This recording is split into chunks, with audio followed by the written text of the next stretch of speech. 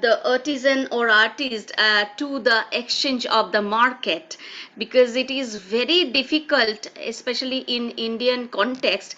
Everybody is doing something and in isolation, so to take them together and connecting to the exchange place is not a very easy journey, right? So I want to start with our senior most panelist, Mr. Chaudhary, and all of you, if you can reflect on this issue at least 5 to 8 minutes, that will be very nice.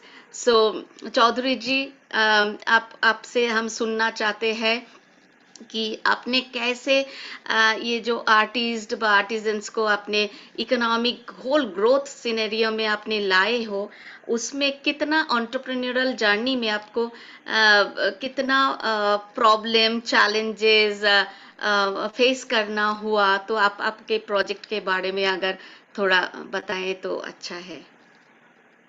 ठीक है जी। वो कितने minute का time बताया आपने? 5 to 8 minutes। अच्छा जी, ठीक है जी। देखिए, एक तो मुझे आज ये बड़ा अच्छा लग रहा है कि art and craft as a tool for economic growth की बातें मैं आज पहली बार सुन रहा हूं, क्योंकि जब मैंने 44 साल पहले इस बिजनेस को शुरू किया था तो मुझे यही ध्यान में था कि आर्ट एंड क्राफ्ट है, ये एक जो इंसान के अंदर जो छिपा हुआ पोटेंशियल है उसको एक बहुत अच्छा बिजनेस बनाया जा सकता है। मैंने इस कारपेट बिजनेस की शुरुआत आज के 44 साल पहले की थी। 5,000 रुपए अपने पिताजी से लोन लिया। लोन लेके फिर मैंने 2 लूमें खरीदी और एक पुरानी साइकिल खरीदी, जिस पुरानी साइकिल से मैं वीवरों के घर पे आया जाया करता था। और मुझे नहीं मालूम था कि एक दिन ये जो एक छोटी सी जर्नी है ये इतने बड़े ग्लोबल लेवल पे चली जाएगी। और जब अपने कोई भी काम लोकल लेवल पे बहुत अच्छी तरह करते हैं तो वो ग्लोबल अपने आप ही होता जाता है। मैंने कभी ग्लोबल बनने के लिए कुछ खास नहीं किया, बस लोकल पे ही मैं अच्छी तरह काम को करता चला गया। जब इस जर्नी को मैंने शुरू किया तो सबसे पहला जो चैलेंज आया that was from my own family members. परिवार के सारे लोग बोले ये तो अछूत लोग हैं, मोहल्ले वाले सारे लोग बोले ये अछूत लोग हम मोहल्ले में नहीं आने देंगे, परिवार वाले बोले घर पे नहीं आने देंगे। जब किसी पार्टी वार्टी में जाता था मैं तो लोग हाथ मिलाने से इनकार कर दिया करते थे कि आप अछूत लोगों के साथ काम करते हैं। तब मुझे समझ में आया कि एक आदमी की पहचान जाति से कैसे हो सकती है। एक आदमी की पहचान तो उसके अच्छे कर्मों से होनी चाहिए। लेकिन पूरी जो मेरी जर्नी थी that was full with challenges. लेकिन अगर आप किसी काम में आपको उस काम करने में मजा आता है और आपको उस काम करने में आनंद आता है तो आपकी जर्नी कहाँ तक जा सकती है, उसके एक छोटा सा मैं रियल एग्जांपल आपको बताना चाहूंगा।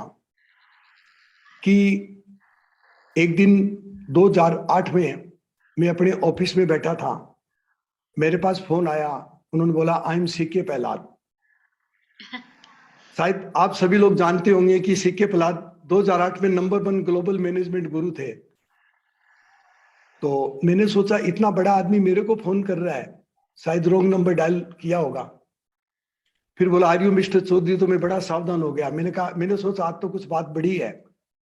फिर बोला mister Chaudhary do you know me, तो मैंने उनको बोला आपको हिंदुस्तान में कौन नहीं जानता। फिर उन्होंने बोला mister Chaudhary I want to do a case study on your business model. तो मैंने सीके प्रहलाद को बोला कि C K we are very simple people and whatever we do is very simple. तो क्या आप ये केस स्टडी अपनी किताब में लिखेंगे तो कोई पढ़ेगा? उन्होंने फिर उन्होंने सीके प्रहलाद ने मेरे को बताया कि you have a very unique global supply chain which is connecting the poorest of the poorest with the richest of the richest by enhancing capability at the grass root. फिर उन्होंने जयपुर रख की 41 पेज की केस स्टडी की, जो आज उनकी जो किताब है the Fortune at the bottom of the pyramid, उसकी पहली केस स्टडी जयपुर रख की केस स्टडी है। तो ये मैं आपको बता रहा था कि आर्ट एंड क्राफ्ट के जरिए एक कितना अच्छा बिजनेस बनाया जा सकता है, कितनी बड़ी इकोनॉमिक ग्रोथ लाई जा सकती है, और किस तरह से एक एंड कंज्यूमर को बनाने वाले के साथ जोड़ा जा सकता है। अब मैं आपको बताना चाहूंगा कि ये जो जयपुर का जो बिजनेस मॉडल जो स्केल हुआ, उसके पीछे 2-3 चीजें क्या थी। जब से मैंने इस बिजनेस को शुरू किया था, I was directly going to the weavers. जो पूरी कारपेट इंडस्ट्री है और मोस्टली जो आर्ट क्राफ्ट इंडस्ट्री है, that is owned by the middle man. एक बड़ा कॉन्ट्रैक्टर होता है, फिर छोटा होता है, गांव के अंदर फिर और छोटे कॉन्ट्रैक्टर होते हैं। तो whole carpet industry is manage by the contractors. लेकिन मैं शुरू से डायरेक्ट वीवरों से मैंने किया काम, और मैंने कभी भी मिडल मैन को इन्वॉल्व नहीं रखा। तो डायरेक्ट काम करने से वीवर के साथ हार्ट टू हार्ट कनेक्शन बने और हम उनको अच्छी तरह ट्रेन कर पाए।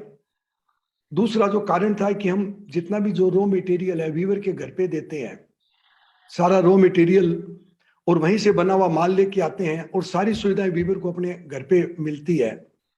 और तीसरा जो स्केलिंग का कारण था कि changing the mindset of the weavers, क्योंकि वीवर को ये पता रहना चाहिए कि कस्टमर की डिमांड क्या है, जिससे वो चेंजिंग नीड्स के हिसाब से अपने आप को चेंज करता रहे। उस पर हमने खूब काम किया। लास्ट में मैं आपको ये बताना चाहूंगा कि आर्ट एंड क्राफ्ट से कोई भी बिजनेस ड्रिवन होता है तो वो सोसाइटी में कितना बड़ा चेंज ला सकता है, एक इंसान की जिंदगी में कितना बड़ा चेंज ला सकता है। 2019 में एक किताब आई, वो राज सिसोदिया ने लिखी थी। शायद आप लोग जानते होंगे, राज सिसोदिया है, उन्होंने कॉन्शियस कैपिटलिज्म के को फाउंडर हैं, जिन्होंने पूरे यूएस में कॉन्शियस कैपिटलिज्म शुरू किया। उनकी पहली किताब थी कॉन्शियस कैपिटलिज्म पे। तो 2019 में उनकी जो किताब है उसका नाम था द हीलिंग ऑर्गेनाइजेशन। पर्पज ये था कि how a business can heal the society and heal the customer, how a business can transform the society. तो उन्होंने पूरे वर्ल्ड से 25 केस स्टडी ली। उसमें जो पहली केस स्टडी उनकी किताब में वो है जयपुर की, कि जयपुर किस तरह कस्टमर को, वीवर को, उनकी लाइफ ट्रांसफॉर्म कर रहा है। अंत में अपनी बात बंद करने से पहले मैं ये बताना चाहूंगा कि आर्ट एंड क्राफ्ट के कोई भी ऑर्गेनाइजेशन है, they should be the human organisation. सबसे जरूरी है इंसानियत, क्योंकि आर्ट एंड क्राफ्ट में काम करने वाले जितने भी आपके जो कारीगर हैं, वीवर हैं, आपका काम यही है कि उनका जो एक अनटेप पोटेंशियल है, उस अनटेप पोटेंशियल को बार कैसे निकाले। और अनटेप पोटेंशियल को बाहर निकालने के लिए सबसे पहले जरूरी है कि how we perceive the human being. क्योंकि एक जो महिला है, हमारे काम करने वाली जो महिलाएं हैं, मोस्टली महिलाएं तो कभी अपने गांव के बाहर भी नहीं गई है। मोस्टली महिलाएं प्राइमरी स्कूल या कॉलेज में भी नहीं गई है। फिर भी जब हमने उनको ये फ्रीडम दी कि आप अपने मन के डिजाइन के कारपेट बनाइए, हमने जो मन चाह प्रोजेक्ट शुरू किया, तो आज उस प्रोजेक्ट को कम से कम 9 ग्लोबल अवार्ड मिल चुके हैं। जिन्होंने डिजाइन कॉलेज तो दूर की बात है, प्राइमरी कॉलेज स्कूल भी नहीं गई पढ़ने के लिए, 9 ग्लोबल अवार्ड जीत चुकी है। बिमला देवी 2017 में, जो कभी अपने घर के मतलब गांव के बाहर नहीं निकली, कभी प्राइमरी स्कूल नहीं गई, जर्मन डिजाइन अवार्ड उन्होंने गोल्ड कैटेगरी में जीता, और जर्मनी उस अवार्ड को लेने के लिए गई। तो आर्ट एंड कल्चर क्राफ्ट के जितने भी organisation, they should be the human organisation, और उनका जो पर्पज, उनका जो अनटेप पोटेंशियल है, उस पोटेंशियल को बाहर निकालना। Thank you. Next, I will come to Yasha. Yasha, your thing is very new to this area, so we also need to know what you are doing and what is about your entrepreneurial journey. Thank you Uh, so much. yeah. Yeah, but I mean, first of all, I just want to say, Nand sir, आपकी बातें सुन के everything resonated so much, and I'm so inspired कि मैं तो भूल गई हूँ कि मैं क्या बोलना चाहती थी, but it was beautiful to hear you. Literally, I was completely carried away listening to you. This was so beautiful to hear and very thank inspiring. You, thank I you. hope कि हमारी journey में हम भी ऐसे milestone set कर पाए जो आपकी जर्नी में आप सेट कर पाए. I really hope so. But very excited to be here today. And like you said, Samapti, yes, what we are doing is quite new and not really been attempted before. So I would love to tell all the students a little bit about abhi hum kya kar rahe hain and how our journey has been as well, like what we started from and what we are doing now. So as Mrunmai had mentioned, we have created the first what we call culture tech platform. Ye word humne khud coin kiya hai because what we are trying to do is at the intersection of what the traditional creative and culture industry is, जो artisanal work है, master artist का काम है, and what edtech is, right? So ये exist नहीं करता क्योंकि so इसलिए हमने इसके लिए एक नया word coin किया, which is culture tech.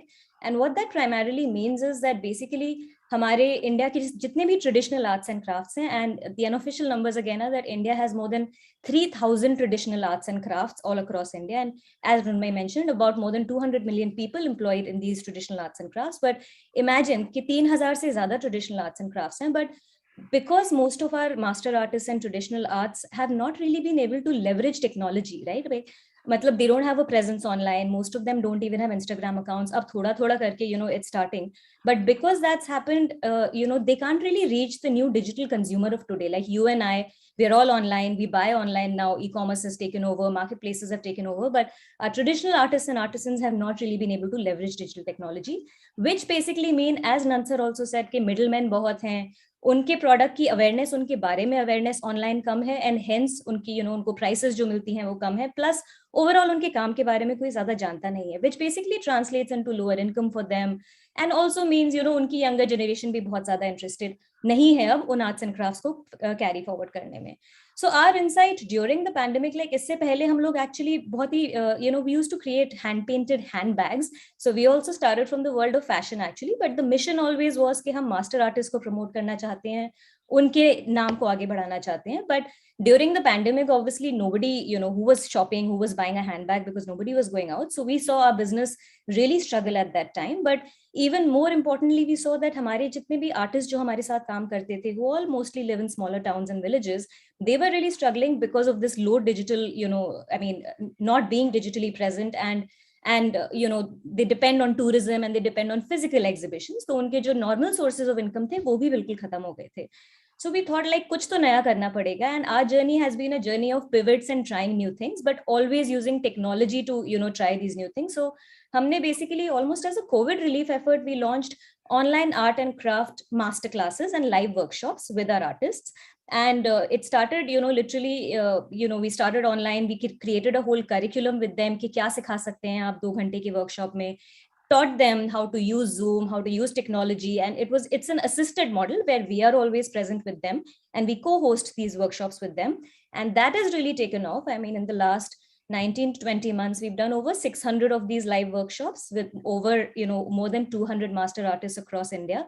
And the more important trickle down effect of this is that more than 10,000 people across the world have attended these arts and crafts workshops, which now means that these are all people who become evangelists of our work, right? They understand more and more about art and craft. They are the ones who are talking to more people about it, and they are the ones who can carry forward this work as well. So it's been we started as something else, and we now have become completely something else over the last 19 to 20 months. So our biggest learning has been that as Nansar also said, that being human and recognizing कि अभी क्या जरूरत है, अभी किस चीज पे focus करना है, and we realized during the pandemic we have to focus on our master artists. We have to do something to make sure that this period can be tided over, and that's how this whole business idea started. And what started as a COVID relief effort, then after 5-6 months we realized actually this is what our business should be, this is what we should be doing, and hence then we just purely started focusing on that. And usse karke, like we've just been, the other learning has been keep listening to the consumers. Consumers क्या बोल रहे हैं, उनका क्या insight है, उन्हें क्या चाहिए. वर्कशॉप में वो आके हमें कंज्यूमर्स वुड टेल अस, ओ अब आप ये नया एक और ऐसा वर्कशॉप कर सकते हैं क्या, then we would organise that, then they would come back to attend that, right. Then the consumers told us that, oh artist के पेंटिंग्स इतने सुंदर हैं, can we actually buy through your platform as well. Then we started listing our artists ka artworks and paintings as well, because actually there is actually no single platform where all of these arts and crafts can be available, on a single platform. So, that also started. So all of it has been a journey of listening to consumers and focusing on these consumer insights and building from there, right? So, right from, I think the biggest learnings have basically been that pivot when needed, focus on what's what is happening during that time and what is required during that time, keep pivoting, keep moving forward with the times. And for us, it's always been a focus to use technology and listening to our consumers and making sure कि जो भी consumers को चाहिए plus उनको educate भी करना. So that's also been a really important part of our journey, that one of the biggest reasons for why our arts and crafts are fading away is not because people don't like it. It's actually उन लोगों को पता ही नहीं है, because digital awareness इतनी कम है हमारे, we as digital consumers just don't know. So creating that awareness and creating that the desire for people to see that this is beautiful and we should really we want to own this, right? That's been quite an important part of our process as well, that creating beautiful content, जितना सुंदर तरह से हम दिखा सकते हैं उतना लोगों के अंदर desire और बढ़ता है. So some of our videos have had 3 million views, 2.5 million views, which again in this space has not really happened before. So jitna I think that's been one of the biggest parts of the journey as well, that showcasing this work beautifully and showcasing the stories of our master artists beautifully, that's been a very, very important part of the journey as well. So yeah, I think focusing on technology, using that, leveraging that as much as possible during doing capacity building with all our artists and artisans, making sure whatever is the need of the hour, based on that we pivot our business model and keep working on marketing, elevating the arts and crafts, doing beautiful storytelling. That's been a part of our overall journey. And yeah, I mean, now we're building more and more, and we're actually creating pre-recorded masterclasses as well. So a lot of you will be familiar with masterclass.com. So think of it as masterclass.com, but for the heritage arts and crafts, where we're actually going over recording, pura course curriculum create karke, pre-recording the whole masterclass with artists. And like Mrunmayee mentioned, our mission now is we want to digitize all of these 3,000 arts and crafts, create these beautiful masterclasses so that anyone in the world can, can have access to this and can take these arts forward in many, many new ways. So yes, that's been our journey. Okay. Thanks, Yasha. And then Praveen, please, you also address your journey and what you are facing now, how you look at it. Please tell us. Please unmute. Praveen, please unmute. या thank you so much ma'am. हमारे साथ सारे panelist को पहले तो मेरा नमस्कार बिहार से. हमारा जर्नी थोड़ा मतलब बहुत ज्यादा उतार चढ़ाव वाला रहा है, थोड़ा कंफ्यूजिंग वाला रहा है. I was not a good student, मैं कभी अच्छा स्टूडेंट था नहीं, तो मुझे हमेशा ये बहाना लगता था कि क्या किया जाए ताकि घर में गाली कम सुना जाए. ठीक है, तो फिर मुझे लगा कि सबसे इजी है वो डिजाइनिंग कर लो. तो मैंने जब डिजाइनिंग में गया तो वो जितना इजी समझा था उतना इजी तो था नहीं. एनी हाउ कुछ निफ्ट बैंगलोर से मैं पास आउट होकर जब बाहर निकला तो एक ऑर्गेनाइजेशन, एक एनजीओ के साथ मुझे काम करने का मौका मिला आर्ट एंड क्राफ्ट सेक्टर पे. और वो बेसिकली वो गोरखपुर से थे और वो लट्टू बनाते थे, वो टॉयज का लट्टू बनाते थे. और वो मतलब इतना अच्छा लट्टू वहां का होता था कि उसका वो सप्लाई करते थे ऑस्ट्रेलिया. ठीक है, तो मुझे फर्स्ट टाइम मिला कि आप जाइए वहां पे डिजाइन इंटरवेंशन देके, डिजाइन डेवलपमेंट प्रोग्राम था वो, मुझे भेजा गया. 15 डेज का प्रोग्राम था. तो जब मैं वहां गया तो अब कॉलेज से निकला ही था और इट वाज गुड पे वो 60,000 15 डेज का दे वर पेइंग. और वो 60,000 हम लोग के लिए उस समय कॉलेज से निकलने के बाद तो इट वाज लॉट्स मोर. पर वहां पे काम करते हुए मुझे एक चीज समझ में आया कि जो आर्टिजन्स है जिनके लिए प्रोजेक्ट दिया गया है, इवन उनके पास टूल किट वगैरह नहीं है. तो होता क्या था कि जब सारा वाइंड अप होता था उस दिन का काम, तो मैं वापस फिर होटल आके फिर वापस उनके पास जाता था, पूछता था कि भाई आप लोग काम करते कैसे हो जब आपके पास टूल किट भी नहीं है. तो बोलता था अरे जनाब ऐसे ही होता है, क्या बता सकते हैं ऐसे से. फिर कुछ दिन के बाद जब वो नजदीक दिन आता गया और उनके साथ हमारा इमोशनल कनेक्शन बनता गया, आर्टिस्ट लोग के साथ 30 आर्टिस्ट उसमें रहते थे, तो मुझे लगा कि नहीं, ये मेरे ख्याल से ये सही नहीं हो रहा है कि जिनके लिए देखा जाए तो डिजाइनर बस जाते हैं 60,000 उठा के लेके आ जाते हैं, और जिनके लिए होना चाहिए उनको कुछ मिलता नहीं। तो मैं कुछ पैसा रख के सारा पैसा वहीं पे दे के उनको आ गया था कि आप काम करो, फिर देखते हैं कि कैसे करते हैं। वापस आने के बाद वही होता है जो घर में बहुत गाली सुना कि तुम कभी ये सब चीज करना चालू कर दिए हो। लेकिन मुझे मालूम था कि मुझे क्या, मैं क्या करा। और ये तब की बात है जब मतलब आर्ट एंड क्राफ्ट और कल्चर और ये आर्टिजन सेक्टर उतने बूम पे नहीं था। ये आज से 12 साल पहले की कहानी है, जब ये तो अब जाके बहुत ज्यादा ये आ गया कि हाँ, सपोर्ट करना चाहिए लोगों को, आर्टिजन कम्युनिटी को। तो पहले ये सब था नहीं है। और एनजीओ का काम मतलब एक जो अच्छे रेप्यूटेड कॉलेज से निकलते थे उनको बिल्कुल भी अलाउ नहीं था कि एनजीओ टाइप का ये सब काम करें। तो इसी बीच में मुझे मेरा टारगेट सेट हो गया था कि नहीं, मुझे तो आर्टिजन्स के लिए, आर्टिस्ट के लिए ही काम करना, आर्टिजन्स कम्युनिटीज के लिए काम करना। तो मैं क्या करता था कि जो भी नक्सल प्रभावित क्षेत्र है या टेररिस्ट अफेक्टेड एरिया, जैसे कश्मीर हो गया आपका, आसाम में ये हो गया, कोकराझार हो गया, तो मुझे, या बिहार में भी बहुत सारे नक्सल प्रभावित क्षेत्र हैं, तो मेरा हो गया था कि मुझे जो भी नक्सल प्रभावित क्षेत्र होगा या टेररिस्ट अफेक्टेड एरिया होगा वहां पे मुझे जाके काम करने का है। तो लोग एज यूजल सबको ये बोलते रहे, पागल हो गए अभी से ही, देखो इतना कम उम्र में बूढ़ा वाला काम करने लगा, ये वो बहुत सुनता था। लेकिन इसी बीच में एक दिन क्या हुआ कि, मतलब टर्निंग पॉइंट बताता हूँ, बड़ा इंटरेस्टिंग है वो। एक दिन क्या हुआ कि पीएम, मैं दिल्ली में था, मालवीय नगर में उस समय रहता था, तो कॉल आया कहीं से, और वो फोन आया तो मैंने फोन पिक किया। वो बोला कि मैं माननीय प्रधानमंत्री के ऑफिस से बोला। मुझे लगा कोई दोस्त वोस्त मजाक करा, बोला भाई साला फोन रख, ऐसे फोन मैंने काट दिया। मुझे यही लगा कि कोई दोस्त वोस्त फोन कर रहा होगा। फिर उन्होंने वापस फोन किया, बोला कि मैं माननीय प्रधान, फिर मुझे लगा कि होगा कोई, बोला अरे आगे बताओ भाई क्या काम है। तो बोला वो ऑफिस में बुलाया गया आपको, पीएमओ ऑफिस में। तो मैं, मुझे लगा क्यों बुलाया गया है। तो वो बोला कि नहीं, वो हुआ क्या था कि Chris Patrick Suckling, Australian high commissioner को एक असम में कोकराझार वाला एरिया को घूमना था, और उनको एक ऐसा लोग चाहिए था जिसका डिजाइनिंग सेंस भी हो और आर्टिजन कनेक्शन बहुत अच्छा हो। तो मिनिस्ट्री, अब क्योंकि वो पीएमओ का कॉल था, तो पीएम का डायरेक्ट कॉल था, तो सबका हालत खराब था कि किसको किसको बुलाया जाए, इसमें किसको एंगेज किया जाए। तो समहाउ दे एंटरटेन मी। तो जब वो ऐसा हुआ कि वो बुलाया गया और ये हो गया कि आपको हाई कमिश्नर को लेके जाने का है कोकराझार, और वहां उनको 10 दिन घुमाने का है, पूरा आर्टिजन कैटेगरी को, कम्युनिटी को, सबको मिलाने का है और देखना है कि क्या आउटकम आता है। और वहां से आने के बाद ऑस्ट्रेलियन हाई एम्बेसी में एक इवेंट रखा गया, and they call everybody, textile commissioner, textile secretary, Ritu Beri, Ritu Kumar, everybody, all the top notch designers and everybody, they called there, and they announced that we are collaborating with Praveen Chauhan, and all the Australian designer will be working under him for the traditional textile of India. बस वो मेरा turning point था। रातों रात सारा media, सारा इसमें Economics Times, Times of India, Business Standard, सब में खटाखट खटाखट वो हो गया कि there is someone who is working with artisans community.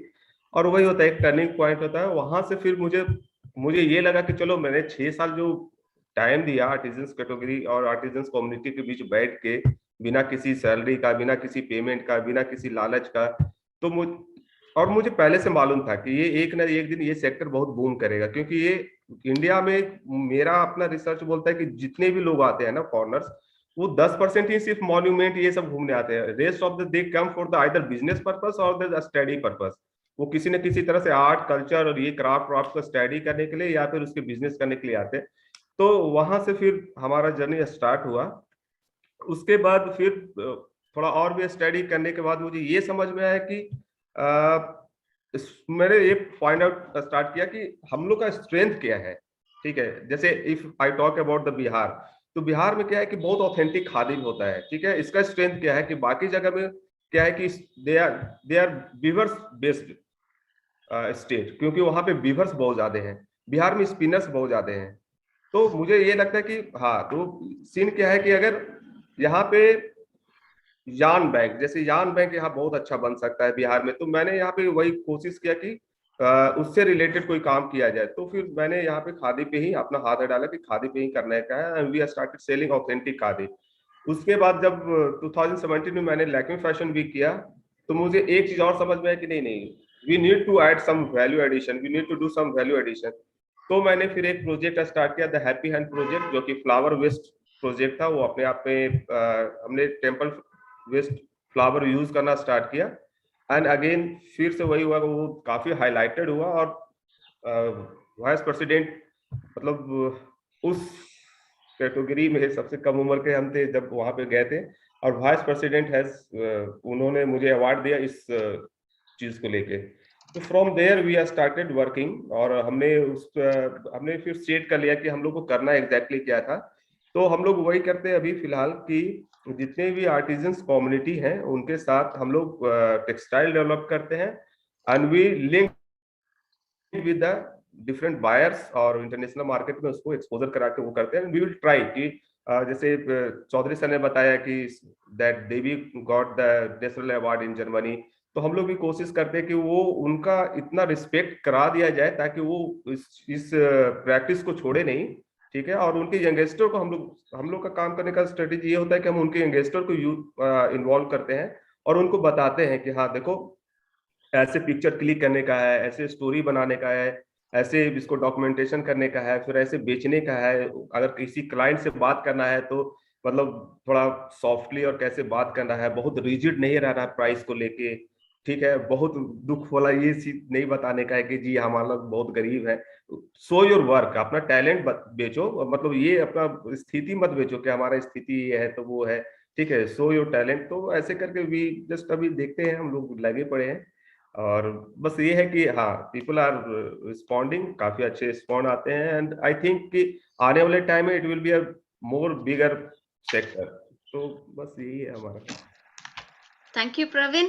And first of all, on behalf of my student, I apologize to Vidyashankar ji because they said that Vidyashankar Krishnamurti instead of Vidyashankar Satyamurti.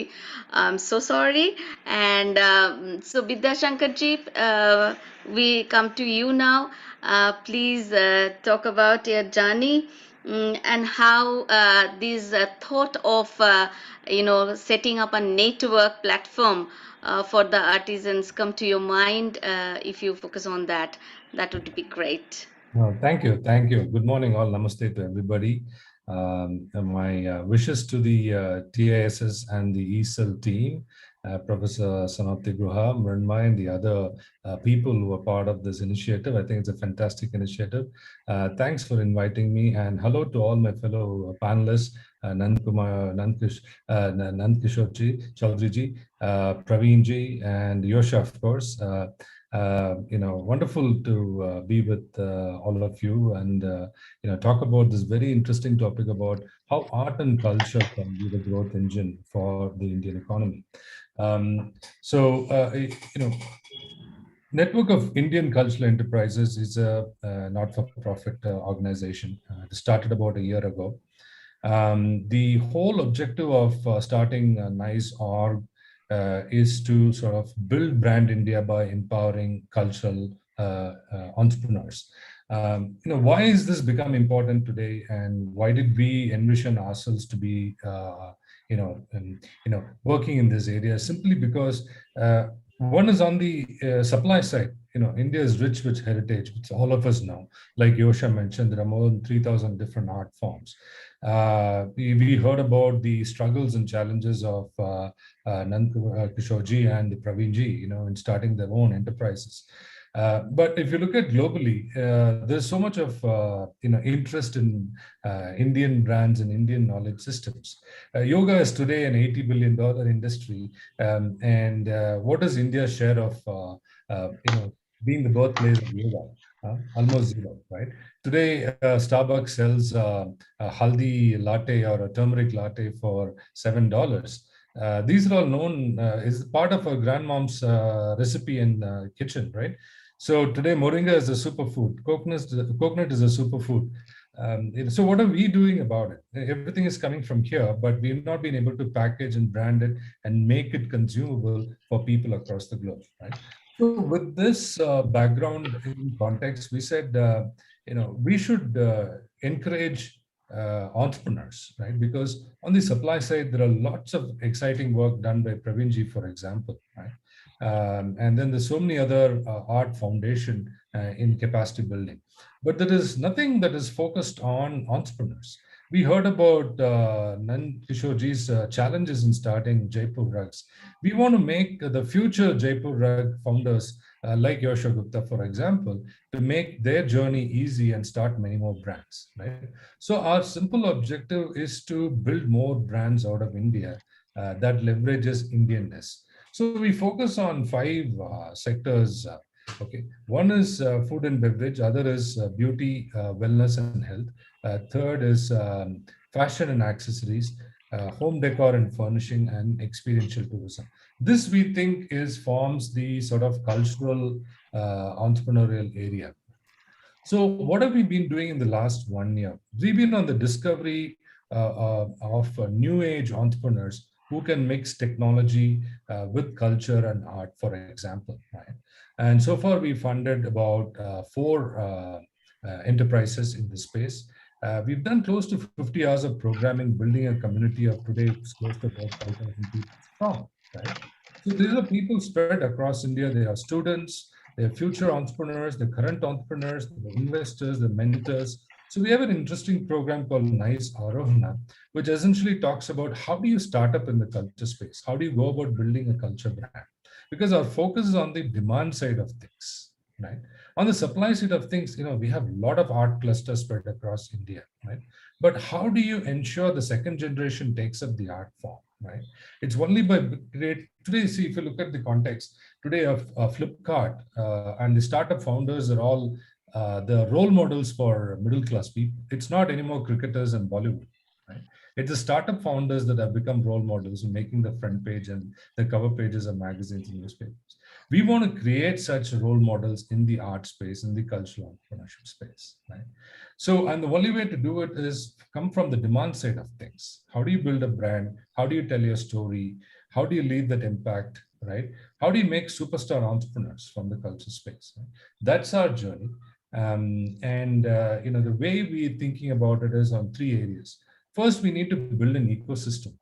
So today, where does somebody wants to start something in the art space like a Yosha is? Where will she go? Today in the IT space, you have a NASCOM, you have a CII, you have an ASOCOM for business, but nothing in the culture space. So we want to create, NICE Art wants to be an ecosystem player. We want to bring all kinds of people associated with the ecosystem together, right? Number 2 is we want to be able to nurture entrepreneurs. So we got a mentorship program called Mantrana, wherein we want to bring in select set of entrepreneurs and give them all the tools and technologies to build a super brand, right? Third is enable investment, right? Today, like we spoke, you need access to markets. Markets also means access to consumers and access to capital, right? A lot of young today startups are thriving because there is access to capital. There is a vibrant venture capital industry in India. But how do you ensure there is a venture capital investment that is coming to art and craft and culture startups, so to speak, right? So that is our focus in terms of these 3 thrust areas and bringing people together, encouraging young entrepreneurs to start in the culture space, help them scale up very, very vibrant brands, and therefore build brand India in the process. Today, if you look at Korea, in a short span of time, K-pop has become so popular that K-pop bands are being listed, right? And you have K line of jewelry and beauty, and then you have J line of beauty, right, from Japan, right? Thailand has been involved in culinary diplomacy for more than 20 years, simply because the government said, here's $100 million and go start up Thai restaurants in Australia, in the UK, in the US, across the world, right? So what is stopping us from taking our culture in multiple places? So this is happening because of the entrepreneurial spirit of Indians, right? So we want to play our role, our small role in some way in coalescing all these efforts in bringing entrepreneurs, investors, mentors, media, institutions, prestigious institutions like TISS, NIFT, all of them together in building a momentum in building cultural brands out of India. Thank you, Vidya Shankarji. Now I come to my next question, which is very much focusing for budding entrepreneurs. The question is that we all know that we are going through a very economic recession due to pandemic and all this, and though it is picking up slowly, how do you perceive the future of cultural entrepreneurship in India? And if there is a huge future, little bit we also got it from Praveen. What is your suggestion for the budding social entrepreneurs to address some dimensions of this cultural entrepreneurship, especially if you all can bring some new dimensions which they should think about, and and already there is a hope set by Vidya Shankar ji that they all are trying to make your journey easy. So there is a hope. So if I come to Chaudhary जी कि आपको कैसे लग रहा है, मतलब cultural entrepreneurship India में इसका position क्या होगा फ्यूचर में, और हमारा जो छोटा छोटा बार्डिंग एंटरप्रेन्योर्स है उनके लिए आपका क्या सजेशन रहेगा ये एंटरप्रेन्योरशिप लेके काम करने के लिए? देखिए, इंडिया का जो लग्जरी मार्केट है वो बहुत तेजी से बढ़ता जा रहा है, और शायद चाइना के बाद में मतलब इंडिया का जो सबसे बड़ा लग्जरी मार्केट इंडिया बनने जा रहा है। जब से मैंने इस बिजनेस को शुरू किया, हम लोग एक्सपोर्ट ही करते थे, इंडिया में कभी काम नहीं करते थे। हमने सोचा था हमारे कारपेट ये हैं, महंगे हैं, नहीं बिकेंगे, लेकिन हमने आज के 4-5 साल पहले जब इंडिया में इस बिजनेस को शुरू किया तो इतनी अच्छी डिमांड इंडिया में हमें इस कारपेट की मिली कि अभी हम कभी कभी सोचते हैं कि शायद एक्सपोर्ट बंद करके केवल हमें इंडिया में ही काम करना चाहिए। तो इंडिया का जो लग्जरी मार्केट है वो बहुत तेजी से बढ़ रहा है, और ऐसी ऑथेंटिक आर्ट एंड क्राफ्ट से बनी हुई, हाथ की बनी हुई चीजों की इंडिया में बहुत बहुत भारी कमी है। और ये लग्जरी मार्केट इतना तेजी से बढ़ रहा है कि customer they are ready to pay the any price. दूसरा मैं बताना चाहूंगा कि जो नए जो एंटरप्रेन्योर्स इसमें आना चाहते हैं वो को क्रिएशन की तरफ जाएं, क्योंकि आने वाला जो फ्यूचर है ना वो को क्रिएशन है, कि जो interior designer, architect, designer, and consumer और बनाने वाले सभी लोगों को एक प्लेटफॉर्म पे लाके को क्रिएशन करना चाहिए। और मैं तो ये भी बताना चाहूंगा कि कोविड के बाद में दुनिया का लग्जरी मार्केट कहाँ चला गया। लोग बोलते हैं कोविड की वजह से मतलब बिजनेस को नुकसान हुआ, धंधे बंद हो गए, लेकिन लग्जरी मार्केट में क्या फर्क आया कि हमारे जितने भी जो व्यूवर थे कोविड के दौरान वो घरों पे थे, बाहर निकल नहीं सकते थे, मैरिजेस कैंसिल हो गई, स्कूल जाना बंद हो गया, तो करीब हमारा जो प्रोडक्शन है वो 40% बढ़ गया कोविड के दौरान। और दुनिया में जो ग्लोबल कस्टमर थे वो भी अपने घरों के बाहर नहीं निकल सकते थे, तो उनको समय मिला अपने घर को सजाने का, संवारने का, समझने का, तो उन्होंने खरीदना शुरू कर दिया। तो इधर तो प्रोडक्शन बढ़ गया, उधर उस प्रोडक्ट की डिमांड बढ़ गई। तो कोविड के बाद में एक नई अपॉर्चुनिटी ना, not only in India but global level पे ना एक नई अपॉर्चुनिटी क्रिएट हुई है।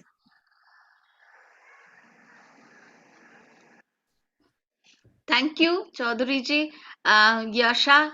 I can, yeah, and absolutely, that really resonated. And while COVID has created a huge amount of issues in the whole artisanal space, but I think what it has also made us see is that how essential creativity is to our well-being, not just to our well-being, actually to our very survival. I think we as human beings have realized that as well, right? That creativity actually is essential to our survival, and so many more people have turned to creative pursuits. They've understood that's what will make us less stressed as well overall. So, and we saw that in our business anyway. And like Nansar mentioned, actually, that the world always goes through cycles. Ek cheez, if something is getting impacted, there will be another thing which which will be increasing as well. Like home decor as a category, for example, it's always been a category that when the world is overall going at a worse pace, but home decor as a category actually goes at a better pace. So there's always going to be sectors. So I think it's about making sure that we are studying the industry, we are studying the trends, and we can figure out that where is it that the market is heading. But I think for me, the most important learning has been that we as entrepreneurs, and especially as cultural and social entrepreneurs, technology को embrace करना बहुत ज़्यादा ज़रूरी है. We have to make sure we are very comfortable with technology, because that's the only way we can ensure that artisans who have been digitally marginalized and who have not been able to use technology can be, उनकी capacity build हो सकती है, and they can get connected to the global, world as well. So being comfortable with tech is absolutely essential for anybody who's thinking of pursuing, cultural entrepreneurship and social entrepreneurship. And honestly, you can see how technology is transforming the world, and it also shows kitni nayi opportunities और आ रही हैं. For example, if some of you have kept pace with this market called non-fungible tokens, NFTs, right? While art sales in the world have been, for example, typically annual, the market is supposed to be like $50 billion, but NFTs themselves in the last year have, the market sizing has been about $40 billion US. So you can imagine how quickly technology is transforming everything. And there's various ways we can leverage technology, create, new kinds of, like हमने एक छोटे सी initiative लेके ये master classes जैसा platform create किया है. ऐसे बहुत सारे opportunities हो सकते हैं जहाँ technology को better use किया जा सकता है. So I would definitely say that, we have to all embrace technology, because that's when we can make sure that, our artists have been digitally marginalized, we can bring them forward with technology as well, and and make sure that our arts can really thrive, and like Vidya was mentioning, that we can really create big global cultural brands. Okay. And Praveen, आपका क्या मत है future के बारे में? Unmute कीजिए Praveen, please unmute yourself. Sorry sir. सी योशा जी के बात से मैं काफी एग्री हूँ कि देखिए बहुत सारा चीज जो है आर्टिजन्स में जो लैग कर रहे हैं ना, वो उनके अंदर ही डालना पड़ेगा. जैसे उनको टेक्निकली बूस्टअप करना, या फिर उनको मार्केट स्ट्रेटेजी बताने कि हाँ मार्केट स्ट्रेटेजी ये है. या फिर देखिए अभी क्या होता है कि वो मेहनत तो करते हैं, पर जो प्रोडक्ट लाइन होना चाहिए था, जैसे बीइंग अ डिजाइनर, अगर हम उनको बोले कि कलर कॉम्बिनेशन क्या होना चाहिए या मार्केट क्या खोजता है, वही पुराना मोटिव्स. ठीक है, आपका आर्ट क्राफ्ट कल्चर से रिलेटेड कोई भी चीज चेंज नहीं हो रहा है, बट पीपल आर लुक, जब भी कंज्यूमर का बात करेंगे तो they keep asking for the new things. और आर्टिस्ट लोग के साथ प्रॉब्लम क्या है कि they don't want to do new experiment. वो बस जो चीज बनाते हैं वही चीज पे स्टिक होते हैं कि वही चीज करने का है. तो बहुत सारा ऐसा चीज है जो उनके अंदर डालना पड़ेगा, उनको दिखाना पड़ेगा कि जैसे अभी हम लोग एक रिसर्च यूनिट, मतलब हम लोग इन जैसे सबको करना चाहिए. हमने स्टार्ट किया अभी कि एक रिसर्च यूनिट बनाया है, जिसमें कि हमने एक लाइब्रेरी बना दिया. कुछ टेक्सटाइल डिजाइनर जो इंटर्न्स पे आते हैं उनको भी बुलाते हैं, और डायरेक्ट आर्टिजन्स को उनके साथ बैठा के ना उनको मतलब 1-to-1 वो कराते कि भाई होना एग्जैक्टली क्या चाहिए था. कि आप जैसे Android, everybody now using started using Android और iOS. तो फिर क्या है कि वो जो ये व्हाट्सएप में फालतू टाइम जो बिताते हैं, रादर देन वो आप ना कुछ रिसर्च वर्क करें उस पे, कि देखते रहें कि आपके क्राफ्ट से रिलेटेड क्या चीज हो रहा है, या फिर आप और डिजिटल कैसे जा सकते हैं, या फिर और भी जैसे फोरकास्ट पे कैसे काम कर सकते हैं. तो ऐसे अगर वो उनके अंदर डाल देते हैं तो बीइंग ए बिजनेसमैन हम लोग के लिए काफी बहुत सारा चीज इजी हो जाता है, क्योंकि उनको बहुत ज्यादा फिर हमारा एनर्जी उसमें लॉस नहीं करना पड़ता. और उनको अगर हम अभी से कनेक्ट करते हैं, बिकॉज सी देयर इज, ये बहुत बड़ा सेक्टर है, there are lots of people. अब 200 एक गांव में लेट इट बी कि 500 600 1000 आर्टिजन्स है, तो 1000 आर्टिजन्स को तो हम कैटर नहीं कर पाएंगे, टू बी वेरी ऑनेस्ट. तो एटलीस्ट उनको ये तो हम प्लेटफॉर्म दे सकते हैं कि हाँ आप डिजिटली इसको ऐसे कर लो, और रेस्ट ऑफ द थिंग जिनके साथ हम काम कर रहे हैं उनको एक ब्रांड वैल्यू बना के हम मार्केट में निकालते. तो ये बिल्कुल भी सही है इनकी बात कि हम लोग उनके अंदर ही ये सब डिजिटलाइजेशन और ये सब चीज उनको डालना जरूरत है, उनको ये करना है. Okay. So now I come to Vidya Shankar ji. Can you please Tell us about this. How do you perceive the future of cultural entrepreneurship and your suggestion? Yeah, sure. No, the important thing to note is that um, i- people can't travel to art clusters and go and buy stuff, right? Unless you're part of an experiential tourism, right? I can't go to Mahabalipuram and buy stone carvings and sculpture. Not everybody. If I am traveling there, I will buy. Right? There are serious people. So there are always like there was trade, which is why trade existed for a long time to take, you know, product of value to where consumers were. Right? In the digital world, the discovery has become a lot simpler and a lot easier because today we have about every year close to 50 million new smartphone mobile users are coming in. Right? We have more than 500 million smartphone users. Right? I'm not saying that mobile is a substitute for physical experience of arts and goods, but in pandemic situation, when people couldn't move anywhere, travel anywhere, this was a perfect opportunity, right? Some people capitalize on the opportunity, not all were able to, right? But here, mobile shopping and online commerce is going to stay, right? Today, we have, right from Amazon to Flipkart to Yosha's Me Meraki to so many other, brands and entrepreneurs in the digital space who are putting digital technology to great use, right? So, and then the social media channels, be it Instagram or Facebook, have become so important for designers and the creative economy and the creative community, right? We need to make use of all of this that is available today, right? And we have to build conversations with all communities, being the artisan community, the business community, the consumers, etc. The problem with our country is that we are very shy of building brands, right? 20 years ago, I'll tell you an example, right? So I'm from Madurai and I went to the Meenakshi temple, and right outside the Meenakshi temple, there are so many artisans who are there, right? So, whatever the silk jari cloth that was left from the goddess and the usage were discarded. So this bunch of people were making string bags out of it, right? And then they're selling it for just what, 20 rupees, 30 rupees? The same bag that I found in Bombay is selling for 450 rupees, right? Again, no brand, right? But I found it in, I think, Bombay House or one of those, showrooms, right? So, so creativity has to, take many forms and shapes to reach consumers. And an entrepreneur is one who finds that opportunity, who finds that product market fit, right? Like Pravinji was saying, the artists have generally been very shy of either building or going out of their comfort zone and making products that people want. But the entrepreneur is the one who's saying, like Nand ji was saying, that yeah, you can make rugs, but how do I build a brand and how do I cater to a consumer or a market that is there, right? So in today's time, there is a market for every idea, for every art piece. It is about how do you go, the same, the silk pattern, what does it stop from becoming a wall art? Some people are already doing it, right? So an entrepreneur, an organization is the one who's doing this product market fit. So we need to think from those angles, right? We have a capability, we have an ability to create a product that was not there. I think Mumbai made a very interesting comment that entrepreneurs and artisans have a similar psychological makeup. That's true in some ways, but not all artists. That's the catch, right? And it's Darwinian also. Not all 100 can become 100 brands, but 100 brands can come out of entire India for sure, right?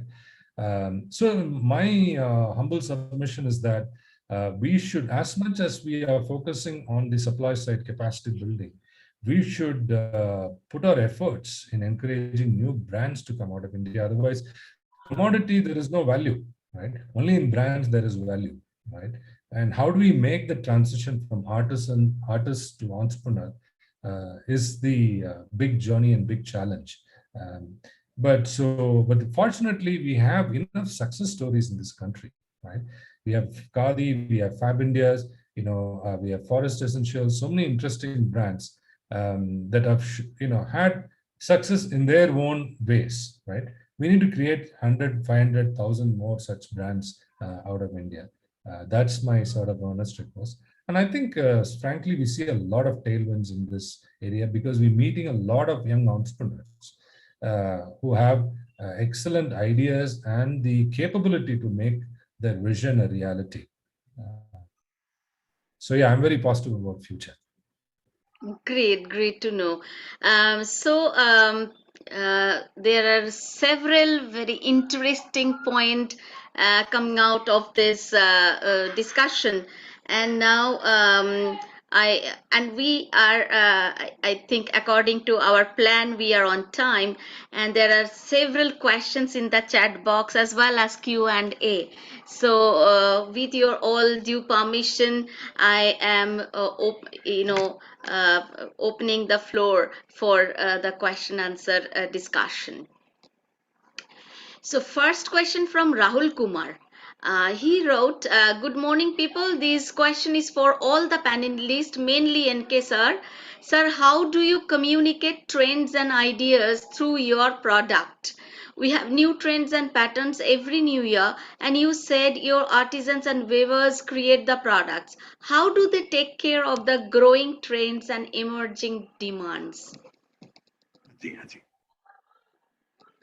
बहुत अच्छा सवाल पूछा है. Very good question. देखिए, एक तो हम लोग जैसे मतलब मार्केट में किस तरह के चेंजेस आ रहे हैं, ग्लोबल मार्केट में, इंडियन मार्केट में, उसके लिए हमारे पास पूरी एक टीम है, उसके हम लोग स्टडी करते रहते हैं. फिर जो कस्टमर की जो चेंजिंग डिमांड्स है, उस डिमांड्स के लिए हमारे जो व्यूवर्स है, उन व्यूवर्स को कैसे कैसे तैयार करें. देखिए, मैं आपको एक बताना चाहूंगा कि जब मेरी जो बेटी है कविता, जो एक डिजाइनर है, जब उसने इस बिजनेस को ज्वाइन किया तो मेरे को बोली, आप ये जो ट्रेडिशनल डिजाइनें बना रहे हो, इसका मार्केट ही खत्म हो चुका है, तो बिजनेस ज्यादा लंबा नहीं चलेगा. फिर उसने कंटेम्परेरी ट्रांजिशनल डिजाइन बनाए और बिजनेस बहुत तेजी से बढ़ा. तो उस वक्त हमारे जो व्यूवर थे, वो सारे व्यूवर बोले कि हम तो ये पुराने कलर ही बनाएंगे, पुराने डिजाइन ही बनाएंगे. पहले 10 कलर थे, अब 20 कलर हो गए, अब इसमें सिमिलर कलर हो गए. तो मैंने बेटी को बोला, मैंने कहा तूने ऐसे डिजाइन बना दिए कि अब तो मुझे मेरा धंधा बंद करना पड़ेगा. फिर मुझे समझ में आया कि व्यूवर्स को, उनका माइंडसेट को चेंज करके जो कस्टमर की चेंजिंग नीड्स है, उसके लिए मुझे तैयार करना चाहिए. तो हमने सबसे पहले व्यूवर का माइंडसेट चेंज किया, और वो सारी डिजाइन बनाने के लिए हमने हमारे सारे व्यूवरों को तैयार किया, और शायद उसी की वजह से आज ये इतनी बड़ी सफलता मिली. और जहां तक हमारा जो मनचाहा प्रोजेक्ट है, जिसमें ये व्यूवर अभी इस तरह की डिजाइन बना रहे हैं कि दुनिया के जो richest of the richest, top designers, celebrities, उन लोगों के कारपेट खरीद रहे हैं. तो उनको हम लोग इस तरह एक्सपोजर देते हैं कि हमने एक डिजाइन ले बनाया.